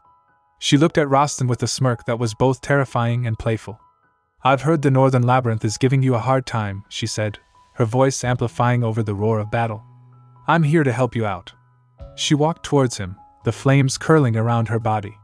But first, she leaned in close, her red eyes locking with his blue ones. A wicked grin spread across her face. Should I warm you up? Like I am right now? And set you on? She teased, grinning mischievously. Duke Rostin Winters now stared up at her, unfazed by the threat but bewildered by the situation. How about it? Raina asked, landing softly beside him. It might look disturbing, with the flames surrounding me, but it's actually very warm. Rostin blinked. Warm. Raina looked around at the terrified soldiers. Why are you all so surprised? She rolled her eyes. I mean, come on. You just threatened to burn us with fire. Of course that would shock us, Lady Rubellite. A soldier stammered. Rostin stepped forward, his expression serious. Lady Rubellite, why have you come here? I said I'm here to help, Raina replied, her flames subsiding into a gentle hum. I can clear the northern labyrinth. If I burn up all the monsters, everything will be fixed, right? Rostin watched her, calculating. Lady Rubellite has unlimited powers. If I could borrow her strength, I may very well be able to eliminate all the monsters that came out of the caves. However, Raina continued, interrupting his thoughts. I can stop that too. Those monsters being made in the northern labyrinth, I mean. She pointed towards the ominous cave entrance. If we destroy the crystal located at the center of the labyrinth, monsters will stop appearing from the caves. Rostin's eyes widened. It's not even that hard to destroy the labyrinth's crystal, she added casually. Where on earth did you get this information? Rostin demanded. Even though I've spent my entire life battling the labyrinth, I have never once heard of this. Raina froze. She couldn't exactly tell him. Oh well, that's because I've beaten this game multiple times. I heard a rumor that's been going around among magicians, she lied smoothly. Rostin narrowed his eyes. I knew you were suspicious. He crossed his arms. If it is a rumor, I'll have you know I've heard a few of them myself. First of all, there are rumors that you distributed food to the villagers. Raina laughed nervously. Huh? Oh, haha. I suppose I did. And next? Rostin's voice dropped. Rumors are going around that you burned down the villagers' homes. Raina flinched. Is it your hobby to play both villain and the hero? And mess with people? Rostin asked coldly. You've got it all wrong. Raina protested. I had nothing to do with the houses that burned down. Rostin turned away, signaling his troops to move out. Whatever the case, I cannot fight off monsters alongside a lady who uses black magic. Your power is like that of the demon lord. He looked back at her one last time. I cannot be certain whether the ones you will attack will be the monsters or us. As the Duke's army marched into the caves, a sinister plot was unfolding elsewhere. In the capital, a messenger bowed before the high priest. We have carried out your request from earlier, the messenger reported. The northern villagers will suspect Lady Rubellite. The high priest smiled, a chilling sight. Good. It finally feels like God's plan is in motion. He looked out the window, his eyes gleaming with fanaticism. Rostin Winters now. I do feel sorry for you. But this is my life's duty. He whispered into the empty room. Rostin, please become a beautiful sacrifice for the Saintess. Back at the Abyssal Manor, Raina sat at the dinner table, poking at her food. Rostin's words still stung. I cannot be certain whether the ones you will attack will be the monsters or us. I went out of my way to help, and that's what I get, she muttered bitterly. Mia, the chef, placed a delicious meal on the table. Sigh. I'm not sure it's okay for us to eat this great meal by ourselves, she said worriedly. I heard the villagers can't even eat or sleep now. They brought this upon themselves, the carriage driver grumbled, taking a bite of bread. All of those people refused when Lady Raina offered them help. Apparently, they are even suspecting her as the village arsonist. He shook his head. If they knew what she's really like, they would never make such assumptions. The flames are extremely dark and unsettling. It's on a completely different level from ordinary fires. Raina glared at him. Are you sure you're on my side? Suddenly, a frantic banging echoed from the front door. Bang! Bang! HM? Raina looked up. There's no one who would come here to visit. The driver stood up, grabbing a poker from the fireplace. It might be someone dangerous, so I'll go. He opened the door to reveal a young man, panting and terrified. Chase? The driver asked, recognizing one of the Duke's knights. The knight fell to his knees, tears streaming down his face. Lady Rubellite, please help us. He looked up at Raina, desperation in his eyes. Please save Duke Winters now. The moment we first entered, I thought it would be easy, the narrator's voice was grim. Inside the northern labyrinth, the cavernous tunnels stretched endlessly, swallowing the light of the soldiers' torches. Hardly any monsters showed up. We walked deeper into the caves, and even found the labyrinth crystal that you mentioned.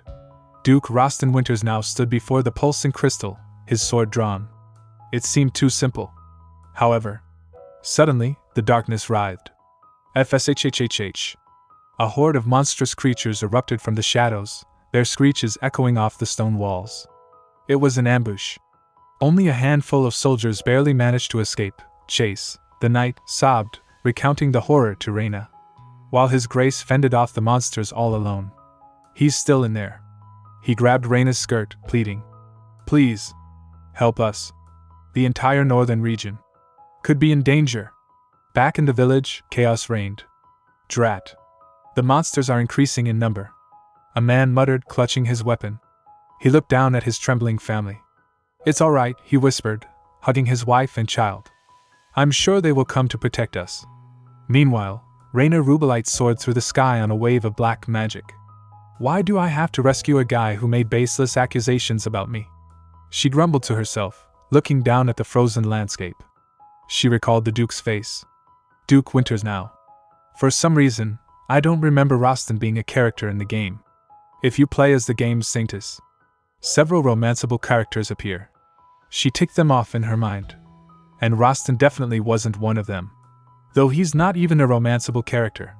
Why is he so handsome? She crossed her arms, annoyed. Humph. What use are good looks with a personality like that? Suspicious. I really hate cold, unkind men like him. She landed at the mouth of the cave, her magic flaring. So this is where the crystal is. I guess the Duke will be in here. She stepped inside, determination hardening her features. I'll use this opportunity to completely deactivate the northern labyrinth and earn myself a hefty reward from the Duke. Far away in the capital, the doors to the temple burst open. High Priest! A voice thundered. A young man with golden hair and regal attire stormed in. Where are you? Get out here right now! The high priest emerged calmly from the shadows. Well, if it isn't the nation's one and only Crown Prince. Welcome, Your Highness. The Crown Prince grabbed the priest by the collar. I don't understand. The North is in dire straits. Why are you preventing them from receiving support? He glared at the older man. For the past 1,000 years, your prophecies have never been wrong. But why is it that your abilities have been faltering of late? The high priest smiled serenely, unfazed by the royal anger. Do not worry, Your Highness. I was only making sure the conditions were all met. The Crown Prince froze. Conditions? Back in the labyrinth, Raina fought her way through the horde. As she ventured deeper, a chilling realization struck her. Now I finally realize the reason why I couldn't remember Rostin, the Northern Duke. Even after playing the game several times. She stopped, her eyes wide with horror. It's because the point at which the game started. She visualized the game's opening sequence. Was after Rostin had already died. At the temple, a blinding light erupted from the altar. Your Reverence. The altar is glowing! An acolyte shouted. The high priest laughed, a sound of pure ecstasy. The demon lord's appearance. The North's crisis. Rostin's death. He spread his arms wide, basking in the divine light. All conditions are met. Finally, he whispered, his voice trembling with anticipation. The Saintess will descend. Silence hung heavy beneath the labyrinth crystal, broken only by the drip of unseen water.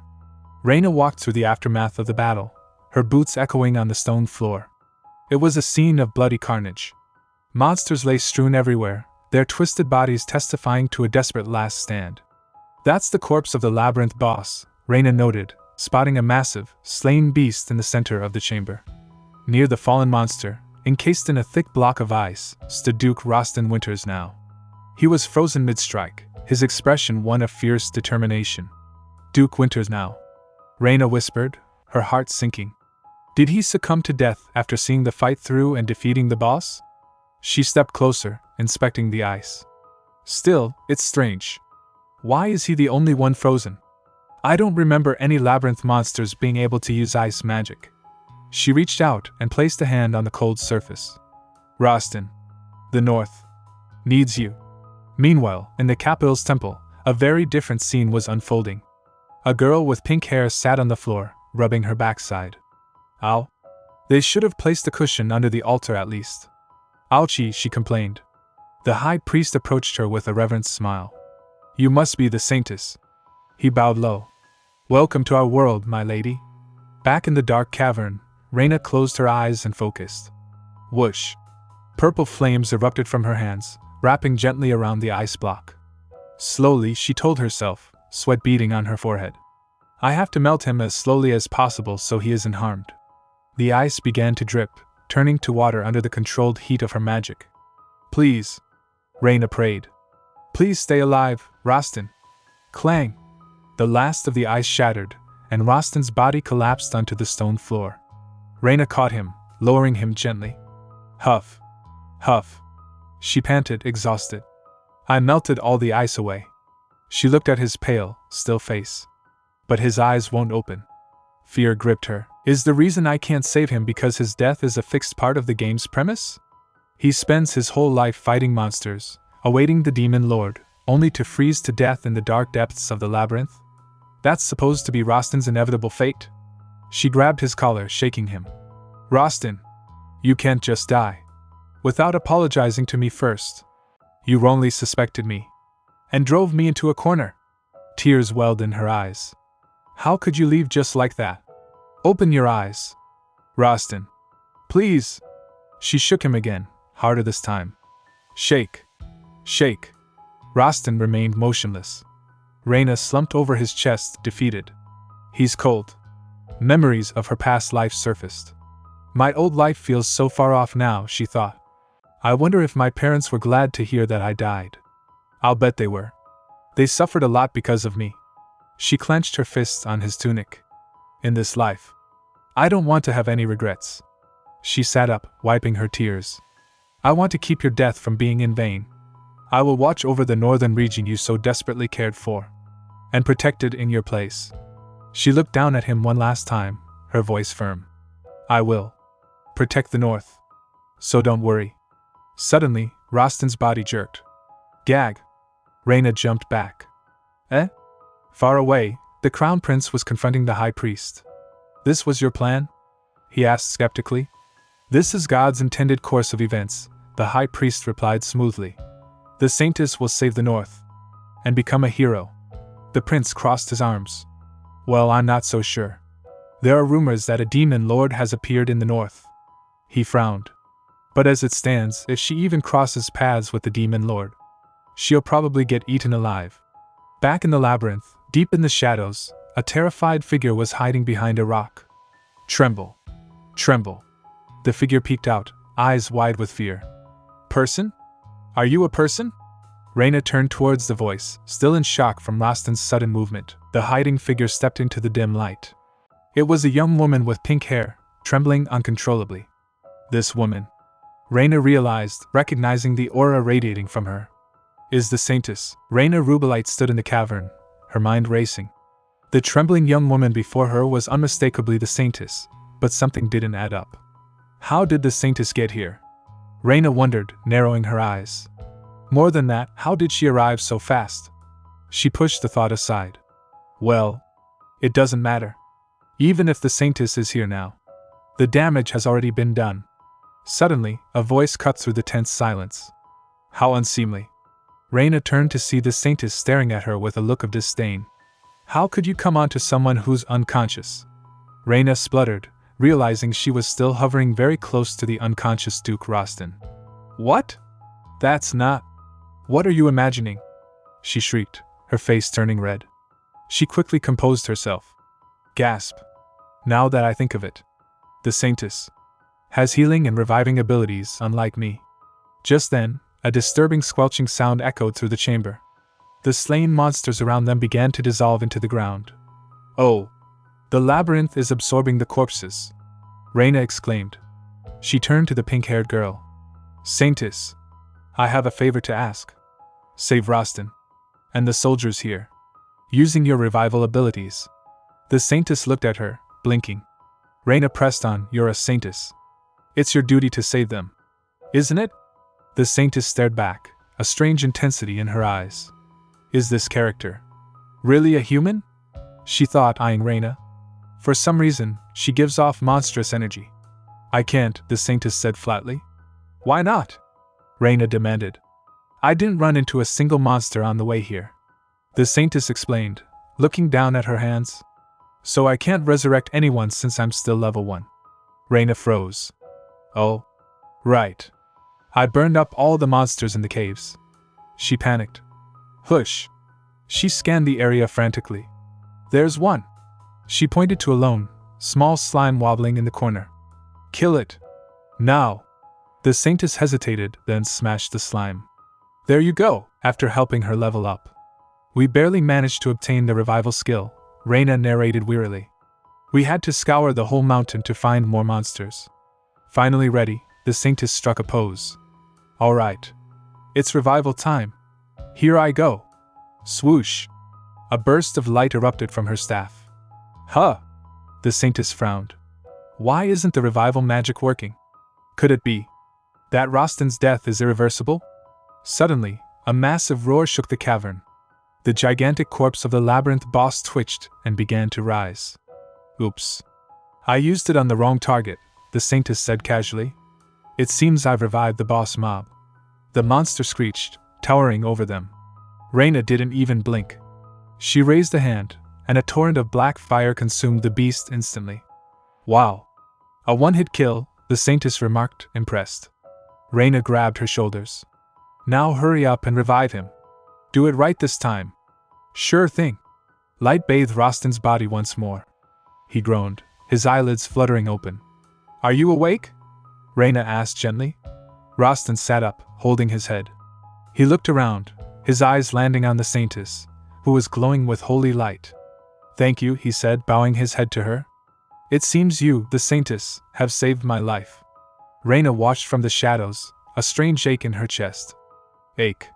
She thought, touching her heart. Why does it hurt? Outside the labyrinth, the news spread like wildfire.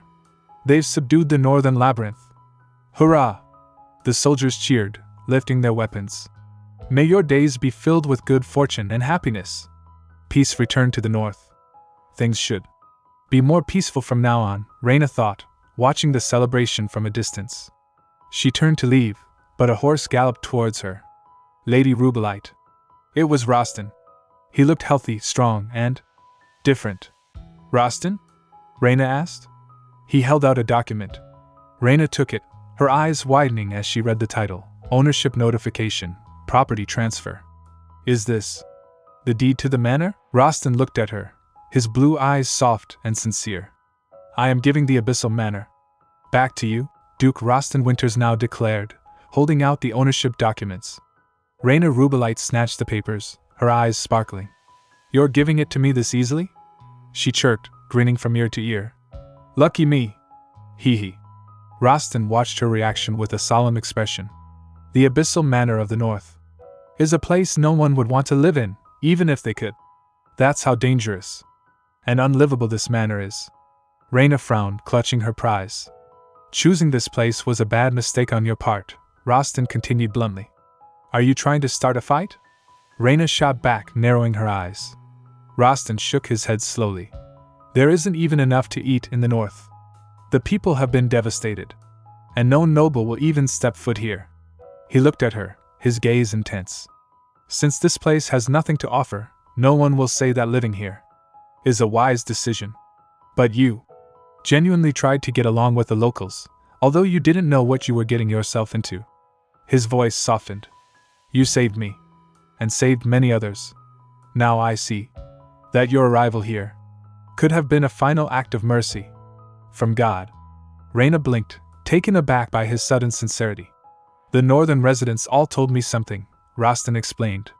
They said they saw black flames coming from the edge of the fortress. Raina recalled the moment. Oh, before I left to save Roston, I surrounded the fortress in flames. Thanks to your black flames, the citizens were able to survive, Roston said, his blue eyes filled with gratitude. Lady Raina even shared her warmth with Luca. She helped him when I couldn't do anything for him. He lowered his head, shame coloring his cheeks. Now that I think about it, I'd always been suspicious of you, and drove you into a corner, because I was merely jealous of your powers. He dropped to one knee in the snow. Please, forgive me for my foolish behavior. And, if your oath to protect the North is still in effect. He looked up at her, pleading. Please allow me to praise you in front of the entire village. Raina's face flushed. She remembered her tearful vow over his frozen body. To keep your death from being in vain. I will watch over the northern region you so desperately cared for, and protect it in your place. I will protect the North. So you heard everything, she murmured, embarrassed. Later, they rode into the village side by side. The atmosphere was electric. The black flames did not harm us. The lady protected the North. A villager shouted. Lady Raina of the Black Flames. Hooray!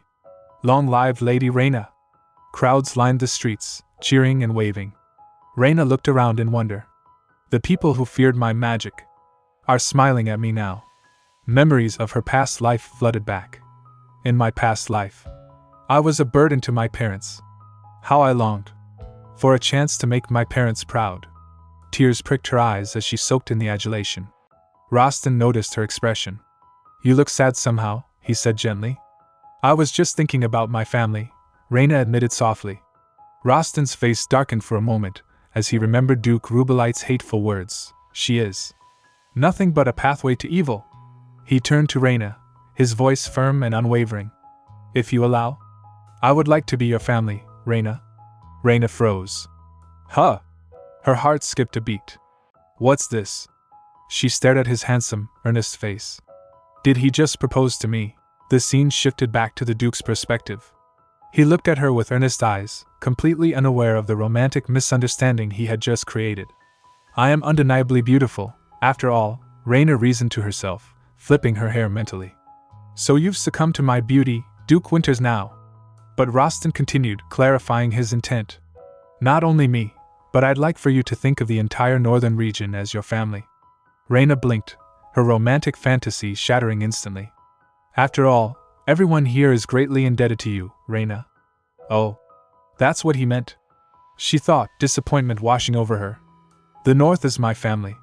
Her mind immediately jumped to the practical implications. That doesn't mean they're just going to use me as family company in exchange for no pay, does it? She worried, her modern cynicism surfacing. Later, the village square was alive with celebration.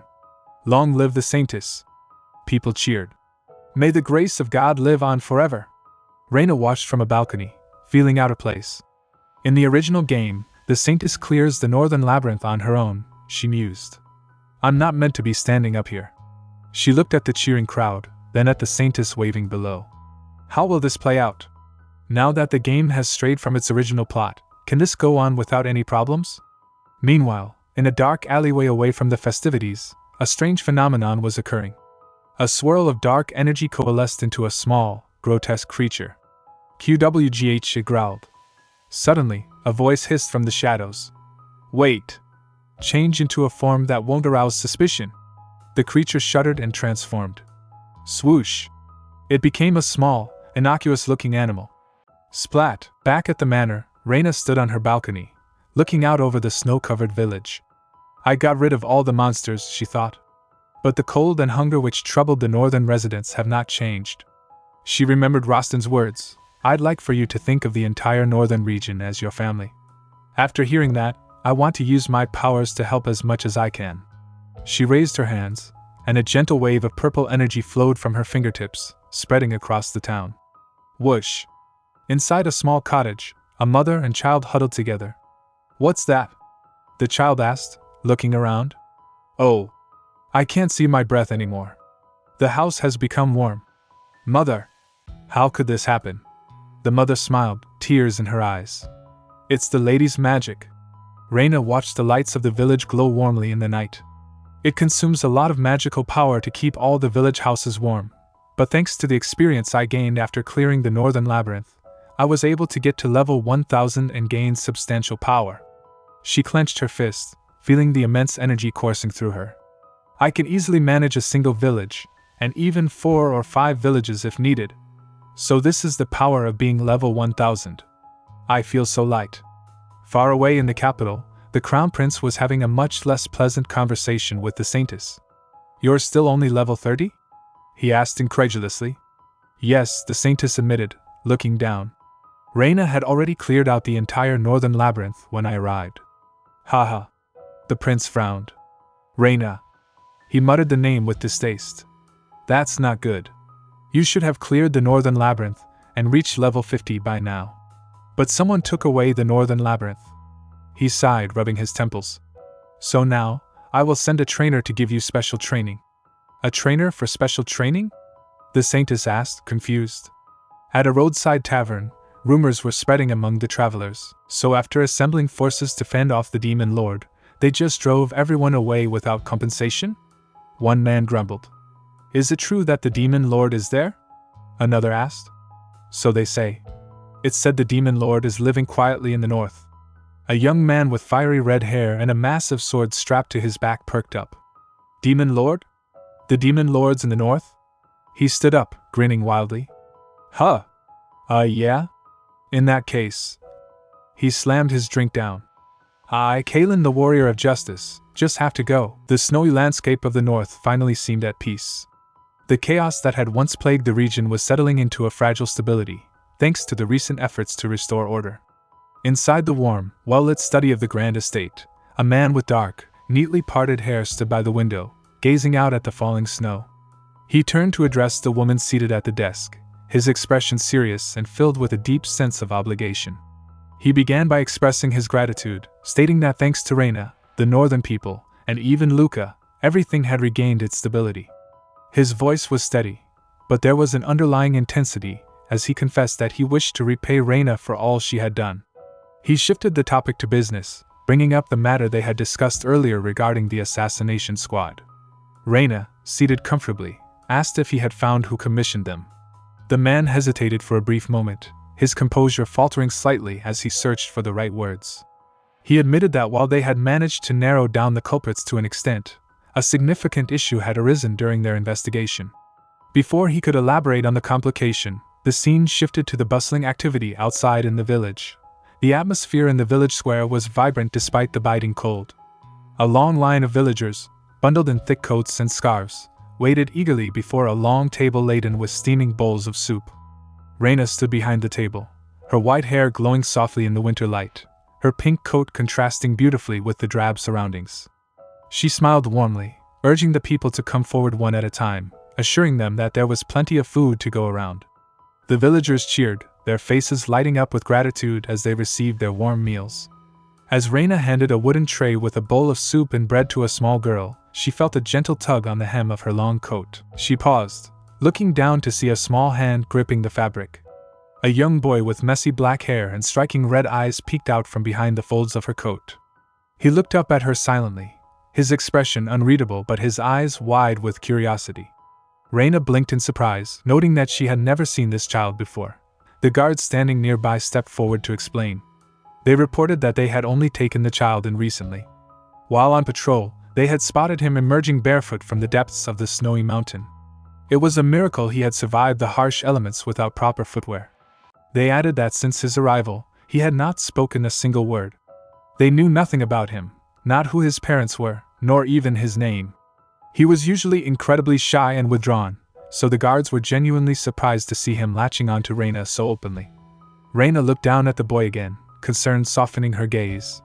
The idea that a child had walked out of those freezing mountains barefoot was unsettling. The boy continued to stare at her, his grip on her coat unwavering. Unsure of what to do, Raina offered a gentle farewell, telling him that she would be back next time and urging him to stay safe until then. She turned to leave, but the boy did not let go. He kept staring, his red eyes fixed on her, and as she moved, he began to follow her, trailing behind like a silent shadow. Raina felt a pang of guilt. She stopped and looked back at him, her internal thoughts conflicted. She apologized softly, admitting to herself that she did not have the confidence to take care of another person. Meanwhile, deep in the frozen wasteland of the mountains, a different figure was battling the elements. The wind howled viciously, whipping snow into a blinding frenzy. A man with reddish-brown hair, wrapped in a blue cloak that offered little protection against the gale, trudged through the deep drifts. He shivered violently, his teeth chattering as he thought about how the cold felt like it was ripping the flesh from his bones. He realized this was the legendary harsh cold of the north, a force of nature that could kill the unprepared in minutes. He stumbled, his body screaming that he was at his limit with the cold and hunger. But he refused to give up. He shouted into the wind, declaring that Kalin, the warrior of justice, could beat this trial with pure willpower. He let out a defiant cry, summoning every ounce of his remaining strength, only to lose his footing. With a heavy thud, he collapsed face first into the snow, his blue cloak spreading out around him like a stain on the white landscape. Sometime later, Kalin awoke to the sound of a wooden spoon clinking against a bowl. He was no longer in the storm but inside a modest, wooden cabin. A kind-faced woman sat across from him, watching him with concern. She apologized, saying she could not offer him more, as she gestured to a simple meal of soup and bread on a tray. She explained that she would have liked to give him more, but their food supplies were running low. Kalin, ravenous, assured her that it was plenty. As he ate, the woman offered him a piece of advice. She told him that once he regained his strength, he should head back south. She explained that the northern region was a dangerous place, cursed by the demon lord. Hearing this, Kalin stopped eating for a moment, his expression darkening. He muttered about the pesky demon lord, realizing just how much the entity had tormented the innocent people of the north. He resumed eating with aggressive vigor, tearing into the bread and spooning the soup into his mouth with angry determination. Between bites, he made a silent vow. He, Kalin, the warrior of justice, would find the demon lord wherever they were hiding and make them pay for the suffering they had caused. Back at the grand estate, the heavy wooden doors pushed open. Raina walked in, looking slightly sheepish. Behind her, clutching the fabric of her dress, walked the small boy from the village. Her staff, the elderly butler, the maid, and the dark-haired subordinate, stared in surprise. The subordinate questioned who the child was, and Raina laughed awkwardly, scratching her cheek. She explained that she had ended up bringing him home with her because he had refused to stop following her. She looked down at the boy, who was trying to hide behind her legs, and remarked on how adorable he was. Raina knelt down to the boy's level and asked him for his name. The boy remained silent, his large red eyes blinking up at her. The subordinate noted that the child seemed only interested in following Raina around. Raina laughed again, agreeing that it certainly seemed that way. That night, in a large, luxurious bedroom, Raina prepared the boy for sleep. She tucked him into the oversized bed, pulling the thick duvet up to his chin. She sat beside him, explaining gently that she would only sleep beside him for tonight to help calm him down. She set a boundary firmly but kindly, stating that starting tomorrow, he would have to sleep alone. She asked him to be brave, and the boy nodded obediently, his face peeking out from the covers. Raina smiled, but her internal thoughts were heavy with sadness. She looked at the fragile child and deduced that he might have been abandoned by his parents because he was born in weak health. The thought that he had been left barefoot and alone in the mountains broke her heart. She leaned in closer, deciding to give him a name since he had none. She suggested the name Trevor and asked how it sounded. The boy blinked slowly, then gave a small, contented smile, indicating he liked it. As the night deepened, Raina lay beside Trevor, watching him drift off to sleep. In the quiet of the room, she whispered a wish for him. She hoped that he would grow up to be incredibly healthy and strong enough that his parents would deeply regret the day they left him behind. Her eyes grew heavy, and she rubbed them, yawning as exhaustion finally overtook her. She fell asleep beside the small, defenseless child. The morning sun streamed through the large windows, bathing the room in a bright, golden light. Raina stirred, slowly waking from her slumber. She sat up, rubbing the sleep from her eyes and yawning. Without looking over, she cheerfully asked how Trevor had slept. There was no answer, only a heavy silence. Raina turned her head, expecting to see the small boy nestled in the pillows. Instead, her eyes widened in shock. Sweat beaded on her forehead as she stared at the figure beside her. Occupying the space where the child had been was a grown man with long, dark hair cascading over the pillows. His sharp features were relaxed in sleep, his chest rising and falling rhythmically. Raina froze, her mind racing to comprehend what she was seeing. She stammered, pointing a trembling finger at the stranger in her bed. She shouted that this was definitely not Trevor and demanded to know who he was, her voice echoing through the morning air in a mix of confusion and panic. The bright morning sun filtered into a lavishly decorated room where a group of maids chattered with excitement. They surrounded a young woman with golden blonde hair, the Saintess, who was preparing for her day. The maids gushed about the special training scheduled for today, emphasizing that it would be conducted by none other than Sir Arden, the renowned holy knight. The Saintess blushed, her imagination running wild.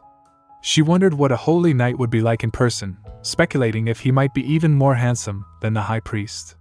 Her daydream was interrupted when a maid placed a plate on the table in front of her. The Saintess looked down, her expression shifting from dreamy to confused. On the fancy porcelain plate sat a pile of raw green leaves and vegetables, looking more like livestock feed than a meal for a noblewoman. She stared at it, bewildered, and asked what this was. The maid explained cheerfully that it was part of the strict diet plan designed specifically for her by Sir Arden. The Saintess picked up a fork, poking at the unappetizing greens, realizing that this night must be incredibly intense if he was already micromanaging her meals. Just then, the door opened, and a tall man with short, neat hair and a stern face walked in. He wore a pristine uniform and carried a wooden sword. It was Sir Arden. He did not smile. Instead, he checked his pocket watch and informed her coldly that she was 5 minutes late. He stated that he did not tolerate tardiness. Before the Saintess could even introduce herself or finish her salad, he ordered her to run 5 laps around the training field. Moments later, the Saintess was gasping for air, her face flushed red as she jogged around the dirt track. She panted heavily, thinking that this training was way too strict for a beginner. Sir Arden stood in the center of the field, watching her with unwavering focus. In his mind, he reaffirmed his duty. He had been tasked with a mission of great importance, and he vowed to do whatever it took to train the Saintess so she would be strong enough to protect the world. Meanwhile, the atmosphere was far darker in a dimly lit office elsewhere. The Duke of Winters now stood tall and imposing, his dark coat billowing slightly as faint traces of purple magic radiated from him. He stared down at an older, trembling nobleman who sat cowering in his chair. The Duke's voice was calm but laced with a terrifying pressure as he demanded an apology. He stated that since he could not arrest the man without more evidence, it would be best for him to apologize to Raina for sending an assassination squad to murder her. The older nobleman, though sweating profusely from fear, slammed his hand on his desk in defiance. He shouted back, asking how the Duke could call Raina an innocent person. He argued that everyone had seen the evil girl use black magic, insisting that possessing such dark powers was a crime in itself. The Duke listened, his expression unreadable. He acknowledged the man's point with cold sarcasm, agreeing that strength alone was not just. He stepped closer, his magical aura intensifying, causing the room to feel heavy and suffocating. He explained that depending on how one used their strength, it could become justice or it could become evil. He reminded the terrified man that Raina had used her black magic to save the northern region from destruction. The Duke leaned in, his eyes glowing with a menacing light. He delivered a final warning, stating that he, the Duke of Winters now, would not allow anyone to harm Raina solely because of the nature of her magic. With that, he turned and left the room, leaving the nobleman gasping for breath, clutching his chest in fear and fury, cursing the Duke for his arrogance. Back at the Duke's estate, the morning sun shone brightly on Raina. She stood in her room, staring in disbelief at the person standing before her. Trevor, the small child she had brought home, had changed drastically overnight. He was no longer a tiny toddler but had grown rapidly into the size of a young boy. Raina looked at him with wide eyes, finally understanding why he had followed her around with such persistence. This child was not human, he was a monster. Raina quickly rummaged through her belongings until she found what she was looking for. It was a metal collar designed to restrict magic. She approached the boy, who stood silently, watching her with his red eyes. She fastened the necklace around his neck, the metal clicking shut with a definitive sound. Raina thought to herself that now that the restrictor was on, he could not harm others. Even though Trevor had turned out to be a monster, she decided that if she raised him well, she could keep him under control. She smiled warmly at him, patting his head, and told him they should get along well.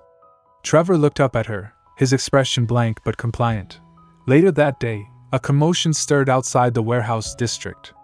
A convoy of wagons had arrived, and workers were busy unloading crates. A voice announced that the food supplies from the east had finally arrived and would be distributed one by one. Hopeful soldiers and villagers lined up, eager for fresh provisions. However, as the first crate was pried open, the excitement vanished instantly. The workers stared into the wooden box, their faces twisting in shock and confusion. Instead of grain, vegetables, or meat, the crate was filled to the brim with useless gray rocks. The supply shipment was a fraud, leaving the people staring at the stones in diverse horror. The sound of metal clinking against stone echoed through the damp dungeon.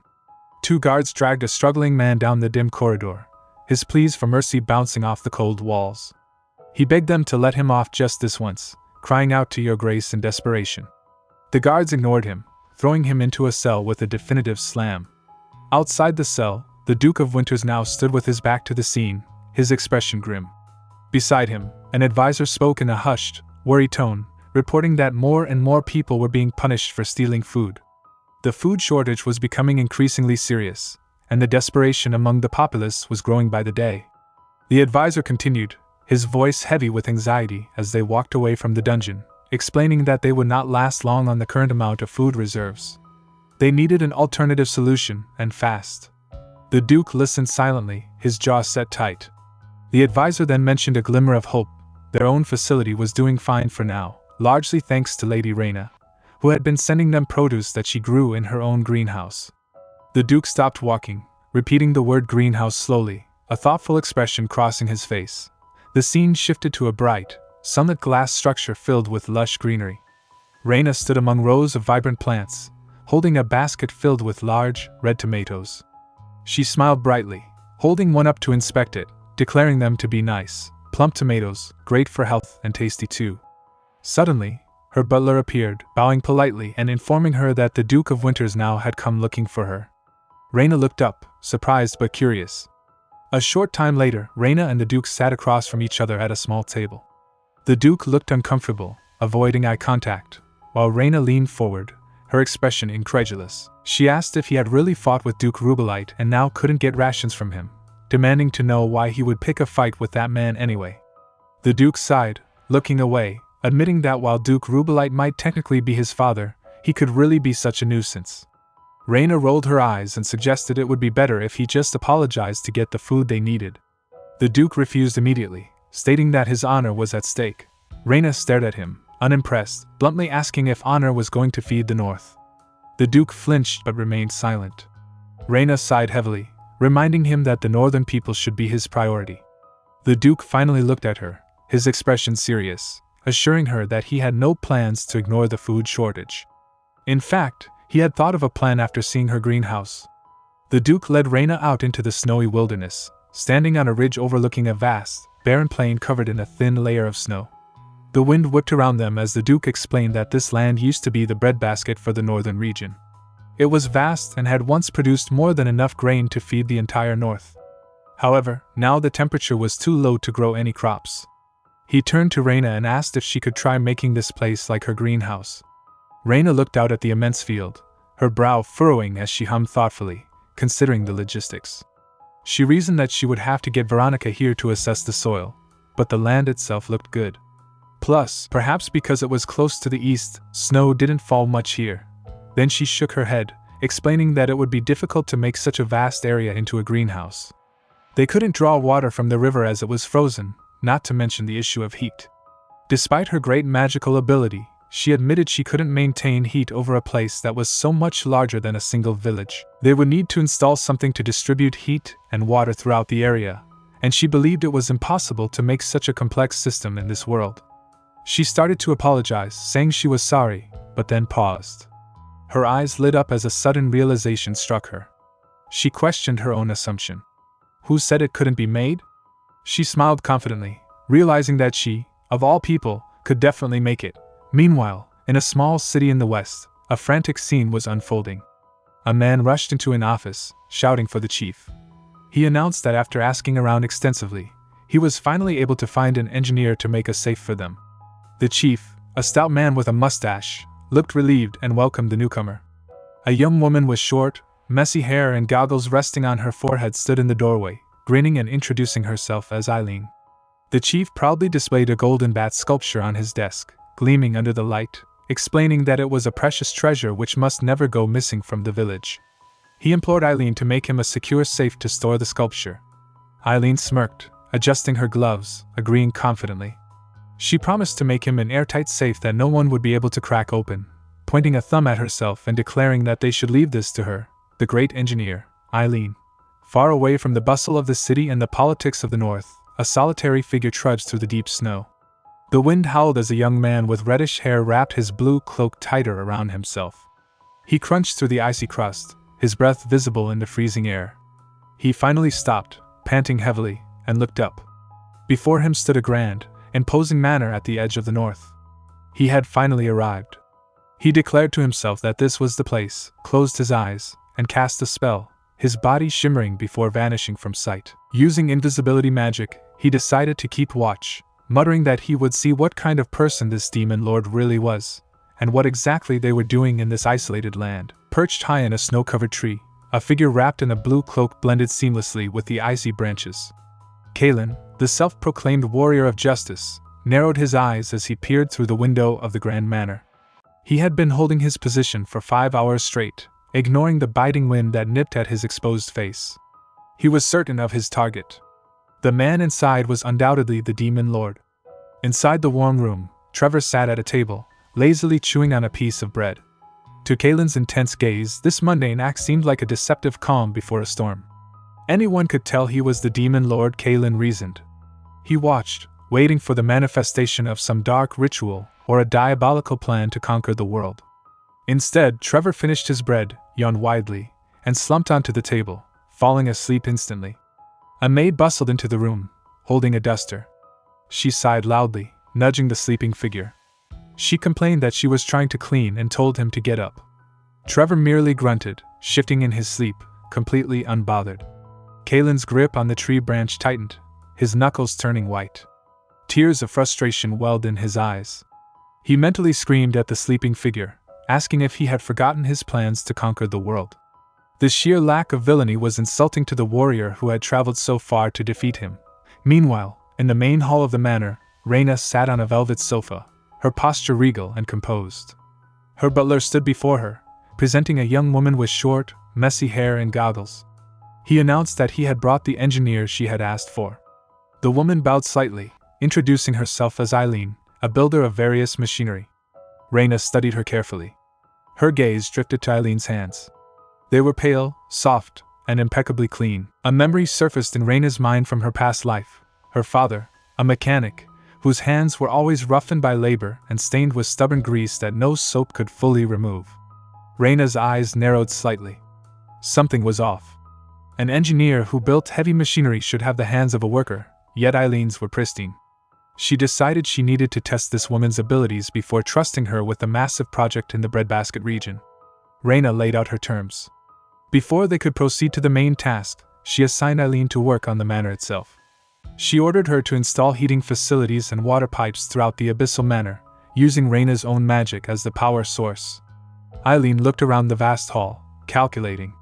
She noted that a manor of this size would require a substantial amount of materials and funding. Raina smiled, standing up and walking toward a set of double doors. She threw them open, revealing a chamber piled high with gold coins, jewels, and artifacts that glittered blindingly in the light. She told Eileen not to worry about the cost, as the place was full of treasures. Eileen's jaw dropped, and her eyes sparkled, reflecting the gold before her. Far away from the luxury of the manor, the saintess was enduring her own personal hell. It had been a week since she began her special training with Sir Arden, the Holy Knight. The reality was far from the romanticized vision she had entertained. She jogged around a muddy field, gasping for breath, her legs burning with exertion. All she had done so far was run laps, practice basic sword strikes until her arms felt like jelly, and jump rope until she tripped. She hunched over, clutching her knees, and whined internally. She complained that all she needed was to level up. She wished Arden would just help her level up instantly, the way Raina seemed to have done. She cursed the Holy Knight under her breath as she forced herself to keep moving. Time passed quickly in the north.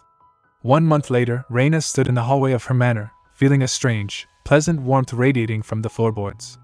Eileen stood beside her, grinning proudly. She explained that she had installed a floor heating system designed to distribute Raina's magic efficiently throughout the building. Raina walked to a sink and turned a tap. Clear, fresh water flowed out instantly. Eileen added that she had also installed pipes to draw water up from the ground, eliminating the need for maids to fetch it manually from the well. Raina was genuinely impressed. She assessed the flow of her magic and realized that with the new heating system distributing heat more efficiently, her required magic input had been reduced by 80%. She looked at Eileen with new respect. She admitted to herself that she had been wrong to be skeptical. Who knew the woman with the clean hands would finish the job so perfectly? With Eileen's engineering skills proven, Raina felt a surge of confidence. She realized that with this technology, she could give the frozen breadbasket region a complete makeover. Back in the small city in the west, where Eileen had come from, the sun had set, and shadows lengthened in the office of the city chief. 2 figures crept toward a large, metal safe, the very one Eileen had built. It was the chief and his accomplice. They whispered urgently to each other. They couldn't open the safe yet, the chief hissed. If they took the treasure now, the townspeople would know they were the ones who stole it. They needed a scapegoat. The plan was simple. They would blame the engineer, Eileen, claiming she did a bad job or built a faulty mechanism. Greedily, the chief reached out, noting that he really needed the money right now. He turned the heavy handle of the airtight safe. The door creaked open smoothly. The chief froze. His eyes bulged as he stared into the dark metal box. He stammered, his voice trembling with shock. The safe was completely empty. The golden bat sculpture, the village's precious treasure, was gone. Panic set in as they realized that the airtight safe had been breached, or perhaps, was never filled to begin with. The treasure was missing. In a quiet, sunlit corner of the abyssal manor, a maid whispered frantically to an older woman, asking if it was true, her eyes wide with concern. The older woman nodded gravely, confirming that she had indeed told her it was strange. The maid turned to Raina, who was nearby, and hesitantly asked what was wrong. Raina sighed, looking troubled, and explained that mysterious things had been happening in the abyssal manor recently. She detailed her findings. In the unoccupied small room, the blankets were in a mess, as if someone had slept there, and dishes her daughter had cooked had suddenly disappeared. She confessed she had a bad feeling about it all. The maid gasped, suggesting that perhaps it could be a ghost. Raina paused, then shook her head firmly, stating that it couldn't be.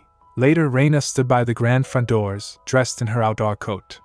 She looked down at Trevor, who stood silently beside her, and told him she was going out for a bit, asking him to keep a good watch of the manor. She patted his head gently before turning to leave, and Trevor watched her go, his expression unreadable. High above in the rafters, hidden in the shadows, a figure watched the scene unfold. It was Kalen, the self-proclaimed warrior of justice, who had been hiding in the manor for a month already. His eyes narrowed as he thought he had finally discovered why the demon lord was living like this. He observed the cozy atmosphere of the manor, warm and snug, quite unlike the terrifying lair he had expected.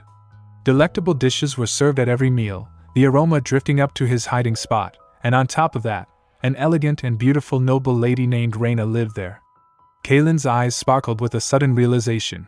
He believed he had finally found her, a beauty who could suppress even the demon lord's thirst for world domination. In his mind, Raina was the saintess he had searched for, convinced she had been there all along, unknowingly keeping the demon lord in check with her purity and grace.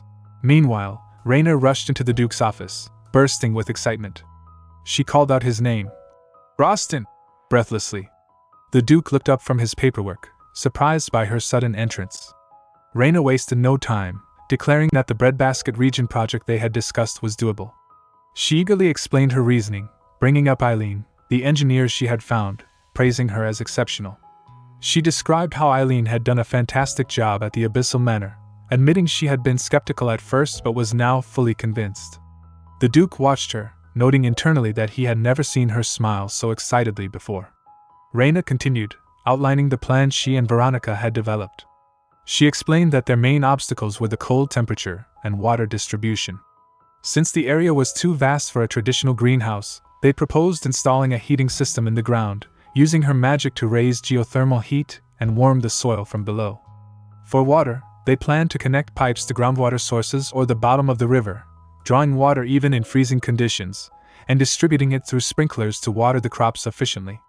Raina's eyes shone with determination as she concluded that if they did this, they could grow grains with optimal efficiency without wasting energy, potentially saving the North from the awful food shortage. All they needed was Eileen's help. However, the butler, standing beside the Duke, interrupted with a sobering reality check.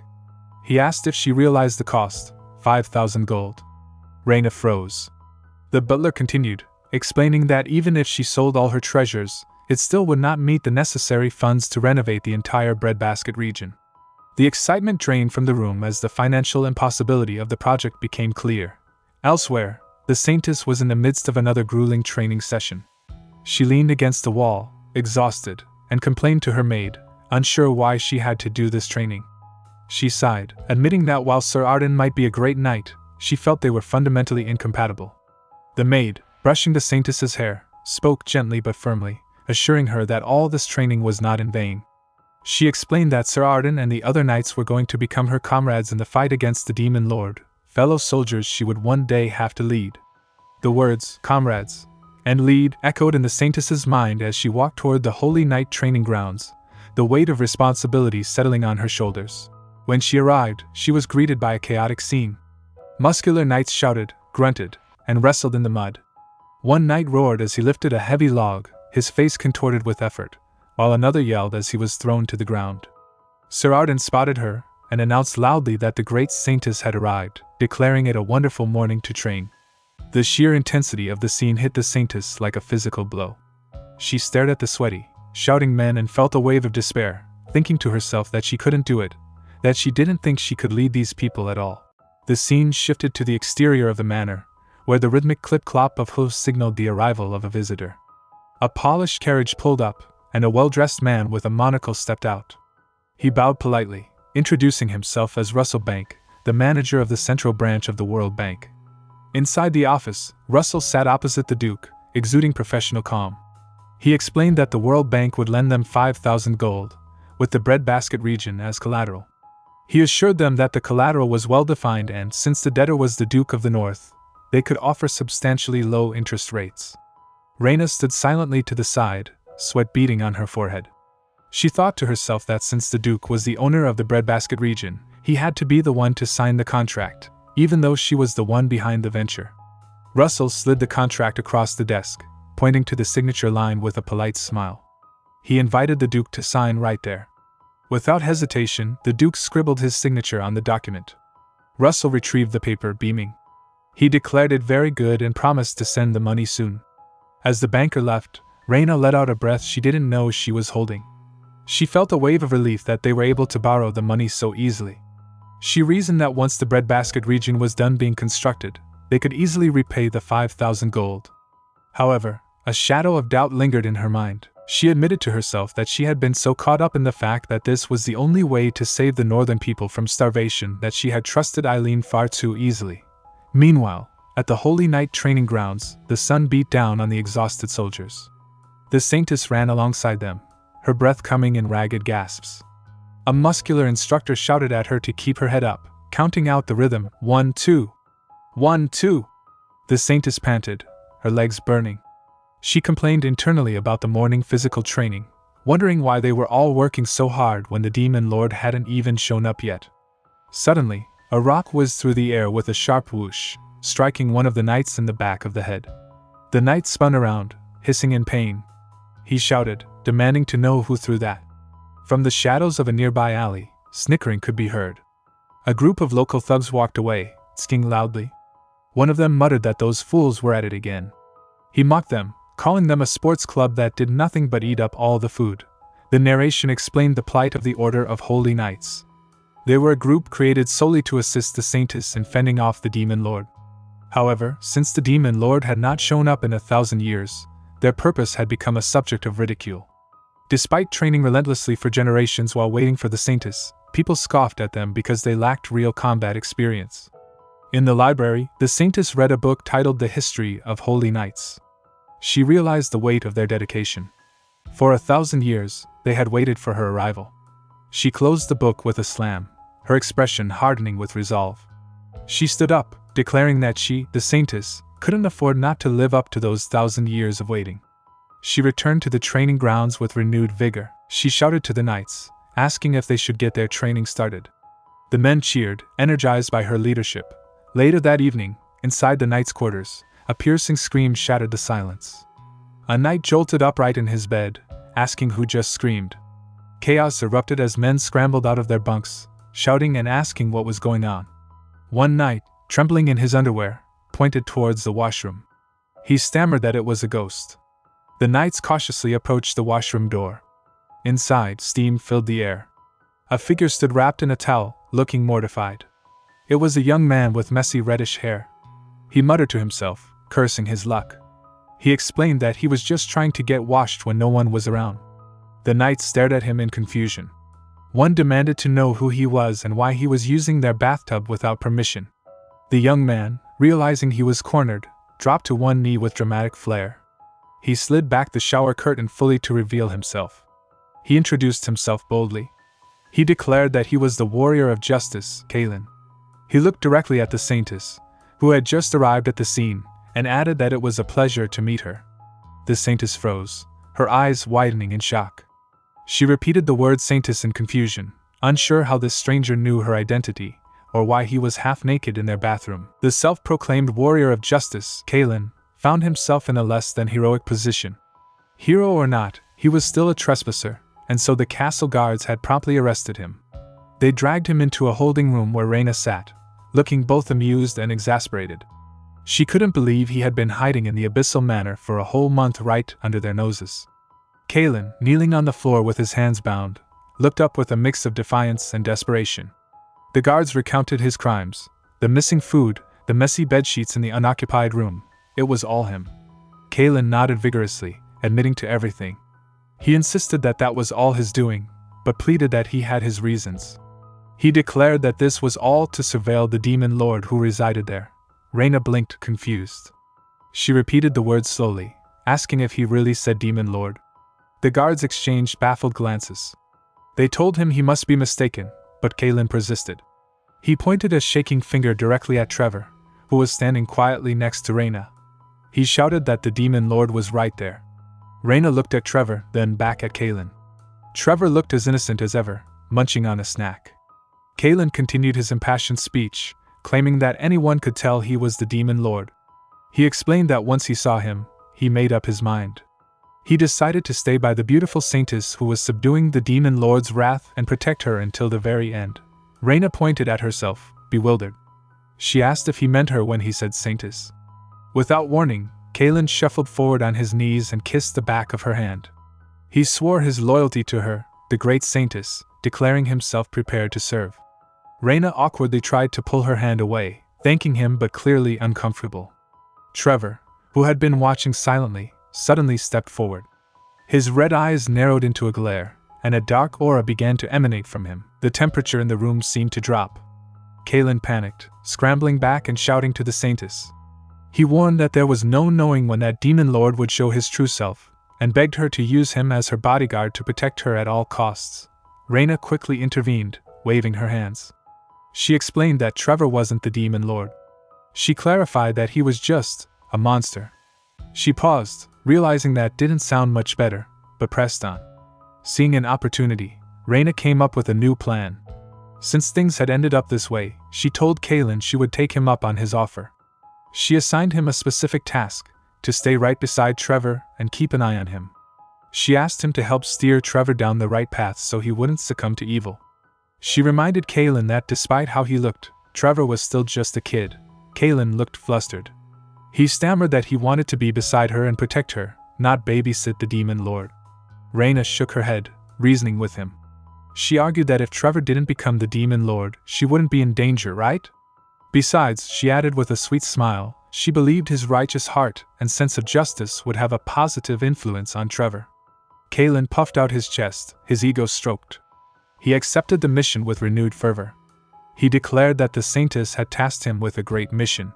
In order to ensure the demon lord didn't take on his final form, he, Kaylin, would keep watch over him night and day. Raina watched him go, a sly smile on her face. Her internal thoughts revealed the truth. She knew she wasn't a Saintess, and Trevor might not be the demon lord, but she would let him think what he wanted. Raising Trevor alone was proving to be tough, so she was happy to use this chance to relieve her burden. Meanwhile, news of the breadbasket region development was spreading through the town. Villagers gathered in the streets, whispering excitedly. They heard that with the lady's powers, it was possible to start growing grains again. One woman clasped her hands together, tears in her eyes. She marveled at Raina's generosity, saying she was going to use her powers again for them. Hope began to bloom in the frozen north. People spoke of finally being able to stop starving. They called Lady Raina their hero, praying for God's blessing upon her. The atmosphere was one of pure gratitude and relief. However, back at the manor, the mood was about to shift drastically. Veronica, Raina's aide, was walking down a corridor when she stopped dead in her tracks. She stared at a wanted poster pinned to a notice board. Her eyes widened in horror. The poster featured a drawing of a woman with short hair and goggles, unmistakably Eileen. The text below read wanted, reward 10,000 gold. Crimes, fraud and theft. Veronica turned and sprinted down the hallway, screaming for her lady. She burst into the room where Raina was, panting heavily. She shouted that Eileen was a fraud. She revealed the devastating truth. Eileen was a wanted thief with a bounty on her head. Eileen is a fraud? Raina's voice trembled as she repeated Veronica's words. She shook her head in disbelief, insisting that was impossible. She recalled how flawlessly Eileen had renovated the Abyssal Manor, her work standing as tangible proof of her skill. But the reality of the situation came crashing down moments later. Raina stood in the storage room, her eyes wide with shock. The vast chamber, once overflowing with gold, jewels, and ancient artifacts, was now completely barren. Every single treasure was gone. Raina fell to her knees, devastated. In the Duke's office, the atmosphere was grim. Rostin explained the findings of their investigation. They had followed Eileen's carriage tracks all the way to the border between the northern and western regions. Eileen had been meticulous. She had even destroyed the bridge behind her to prevent pursuit. It was a perfectly executed escape. Raina, head bowed, took full responsibility. She apologized profusely to the Duke, admitting it was her fault for recommending Eileen without verifying her background first. She desperately proposed asking the World Bank for another favor, though she knew the chances were slim. The Duke's response was a heavy silence.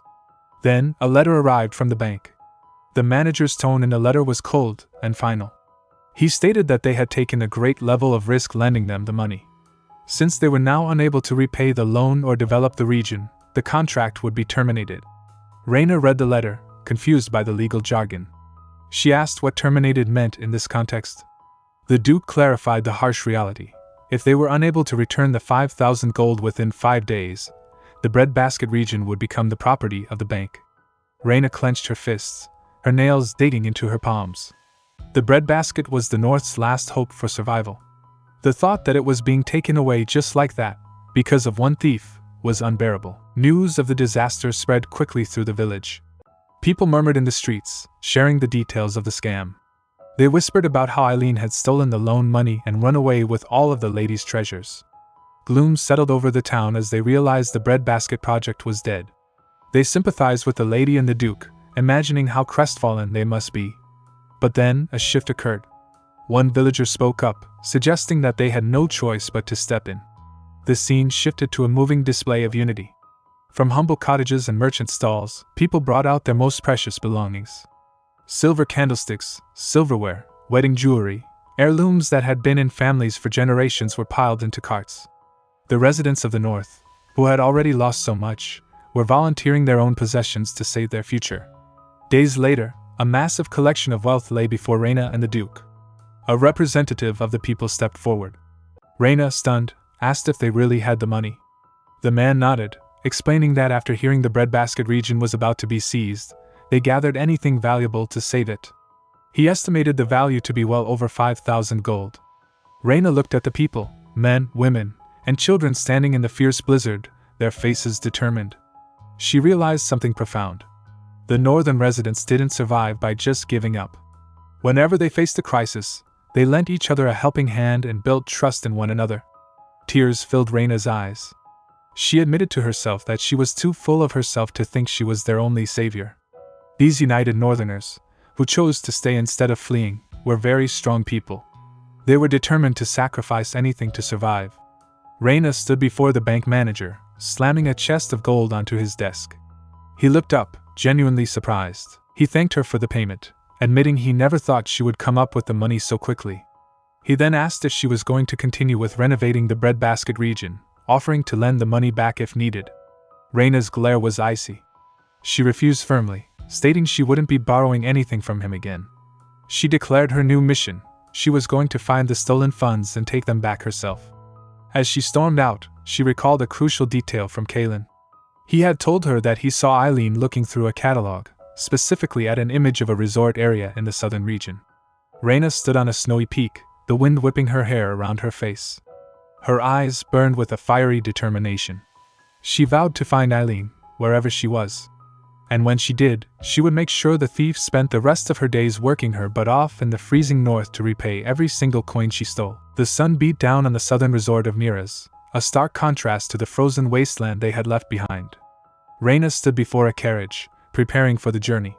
She explained her plan to her companions, her voice steady with determination. She believed Eileen had taken the stolen money and gone south to this luxurious resort area, and she was determined to bring her back. Rostin, the Duke of the North, looked at the motley crew assembled around the carriage with skepticism, asking if these were the people who would be accompanying her. Raina introduced her team one by one. She pointed to Kalen, who was posing dramatically, and explained that she was taking him as a guide because he knew the southern region well. Kalen puffed out his chest and announced himself as the warrior of justice. Next, she gestured to Corel, a sturdy man ready to lift heavy loads, explaining that he would serve as their porter. Finally, she pointed to Trevor, who stood silently beside her, a tall, dark-haired young man. She awkwardly explained that he was too young to be left alone, so she was taking him along. Rostin raised an eyebrow at the word, young, as he looked at the grown man. Raina laughed nervously, admitting that he looked grown up, but insisted on her point. Then Rostin made his own declaration. He would go too, feeling partially responsible for the incident. Raina looked concerned, asking if it was safe to leave the north unattended. Rostin assured her that since there were no monsters left, it would be all right. He added, glancing at her team, that if she went with just these people, it could be dangerous. Raina started to protest, but Rostin quickly corrected himself, saying he was sure it would be fine but still wanted to help. Raina smiled, accepting his offer, and agreed that they should go catch Eileen together. As they prepared to leave, Rostin's gaze lingered on Kalen, thinking that the warrior of justice definitely looked familiar. The journey brought them to the bustling streets of Miraz. The resort town was incredibly rich, bathed in warm sunlight, and filled with lively, happy people. Vendors shouted, "Passing through!" and "Food coming through!" as they navigated the crowds. Raina looked around in awe, munching on a snack, and thought that maybe she should ditch the abyssal manner and come here instead. However, she quickly corrected herself, reasoning that if they succeeded in developing the breadbasket region, it would look just as lively in the north. Raina laid out their strategy. First, they would visit an upscale jewelry store, knowing Eileen was particularly interested in jewels. If they looked around stores that sold expensive jewels, she was sure they would find her. But the search proved difficult. Unlike the north, Neras was home to countless high-end jewelry stores. They split up to visit as many as possible, but Eileen wasn't at any of them. Raina began to doubt her instincts, wondering if Eileen had even come here in the first place. While resting in a town square, they overheard a conversation between two passers-by. One mentioned that tonight was the day of the auction and expressed hope that the high bidder who bought out the whole auction last time wouldn't make an appearance this time. Raina's ears perked up. A high bidder who bought out the whole auction? That sounded exactly like something a thief with a massive pile of stolen gold would do. That evening, they infiltrated the auction house. The room was filled with chatter as wealthy patrons took their seats. The auctioneer announced the sale of a bust by the master sculptor Mikhail, which sold for 20 gold. Then came the main event. The auctioneer presented the star of the day, the fairy's tears, a stunning blue gem, declaring that bidding had started. Suddenly, a hand shot up from the back of the room. A woman with a confident grin raised her paddle. 50 gold, she announced loudly. The room gasped. 50 gold, the auctioneer stuttered. Someone whispered that they had 50 gold right from the start. Raina recognized the voice and signaled to her team. As the woman with the paddle gloated over her bid, a hand grabbed her wrist firmly. She spun around, demanding to know who it was and shouting to let go. Raina stepped into the light, her eyes locking onto the woman's shocked face. She smirked, noting that she saw Eileen still like jewels, and grinned, declaring that it was great to see her again. The thief, Eileen, stared back in horror, realizing her vacation was officially over. The evening air in the auction house was thick with tension. Raina stood with her arms crossed, glaring at Eileen, who was now cornered by Raina's group. Eileen's usual confident facade had crumbled, replaced by a look of pathetic desperation. Raina began by reflecting on her past, stating that after slaying monsters for so long, she had forgotten a simple truth. She looked Eileen in the eye and said that some humans can be even more evil than monsters. She turned to the thief, asking if she wouldn't agree. Eileen stammered, tears welling in her eyes. She insisted that she wasn't planning on stealing the money from the start. She claimed she knew that the breadbasket region was the North's last hope. She asked them how she could do something that would take thousands' lives. Raina let out a sharp, incredulous laugh. She asked if Eileen expected them to believe that, especially when she had blown up an entire bridge to escape. The evidence of her calculated flight was undeniable. Rostin stepped forward, his voice booming as he shouted, asking where the money was. Eileen flinched, shrinking back. Rostin continued, mentioning that he heard she bought out everything from the last auction. He demanded to know if she had spent it all. Eileen shook her head frantically. She claimed it was in her hotel room and promised to give it all back. Raina looked at her with a mix of pity and frustration, asking why she chose a life of thievery when she was such a skilled engineer. Eileen looked down, her voice trembling as she confessed that even she didn't know why she did this. She described being overcome with a greed that she could not control. She questioned if it was because of her childhood years when she couldn't afford clothes or food, but would still go to look at jewelry displays every day. She explained that she only got through those hellish days spent in poverty by holding on to the hope that she would be able to afford those jewels one day. When she saw all the gold that Raina and the Duke had prepared, she felt a dizzying rush come over her. She admitted that even though she knew she was betraying the starving people of the North, she couldn't help herself. Sobbing now, Eileen declared herself truly just a wicked criminal and said she deserved to be executed. Raina's expression softened. She said she saw now that Eileen grew up poor, calling it just so sad. Tears streamed down her own face as her empathy kicked into overdrive. Rostin looked at her in shock, asking if she wanted to trust her again. Raina wiped her eyes, clarifying that she wouldn't go as far as to say trust. But she thought they should let her off a bit easier since she said she grew up poor. She admitted she knew what that was like and wanted to give her a second chance. The narration cut in abruptly, stating flatly that that was the wrong move. The scene shifted to a hotel corridor. Eileen led them to her room, claiming she stored all the stolen money there. But as soon as she opened the door and their guards were down, she vanished. She slipped away in the confusion, leaving them standing in an empty room. Needless to say, there was no money inside. Raina stood there, dazed, too dumbfounded that she was fooled twice to even feel anger. Rostan, however, was already strategizing. He noted that Neera's was an island. In order to leave, she would have to use a teleportation stone or board a ship. Since she couldn't procure a teleportation stone with her status, she would try to board a ship. He declared it wasn't too late and suggested they meet with Count Roman, who ruled this area, to block off all sea routes. Later, in a lavish office filled with gold decorations, Count Roman laughed heartily. He was a portly man dressed in expensive silks. He mocked their request, asking if they wanted to restrict all sea routes in Neera's just because of one fraud. He leaned back, explaining that Neera's was the city of freedom and desire. It was a city where no one could be restricted. Therefore, he was afraid their request to catch all vessels departing from Neera's had to be denied. He suggested condescendingly that since they were here, they should let go of their worries and indulge in some pleasure. Rostan clenched his jaw, thinking that Count Roman was such a frivolous character. He wondered how he was supposed to persuade someone like him. Suddenly, Kalen stepped forward. He addressed the Count calmly, repeating the phrase city of freedom and desire. He acknowledged that this was exactly why Neera's was a place of such abundance. But then his tone shifted. He reminded the Count that Neera's was still part of the southern region. Count Roman froze, his eyes widening as he looked closely at Kalen. He stammered, realizing who stood before him. Kalen leaned casually against a pillar, adjusting his glove. He remarked that his father did tend to speak very highly of Neera's, saying that this place racks up a fortune in tax revenue. He then dropped the pleasantries, wondering aloud what a man as pious as his father would think if he found out so many morals and rules were being broken here. Count Roman turned pale, sweating profusely. He stammered apologies, terrified. He immediately shouted orders to his guards, commanding them to restrict all vessels from departing the island. He screamed to make sure not a single vessel left. As guards rushed out to enforce the order, Rostan watched Kalen with a knowing look. He finally realized why that person seemed so familiar. The narration revealed the truth. Kalen was from the House of Kraft, which ruled over the entire southern region, including Neera's. He was the house's firstborn son and direct heir, Kalen Kraft.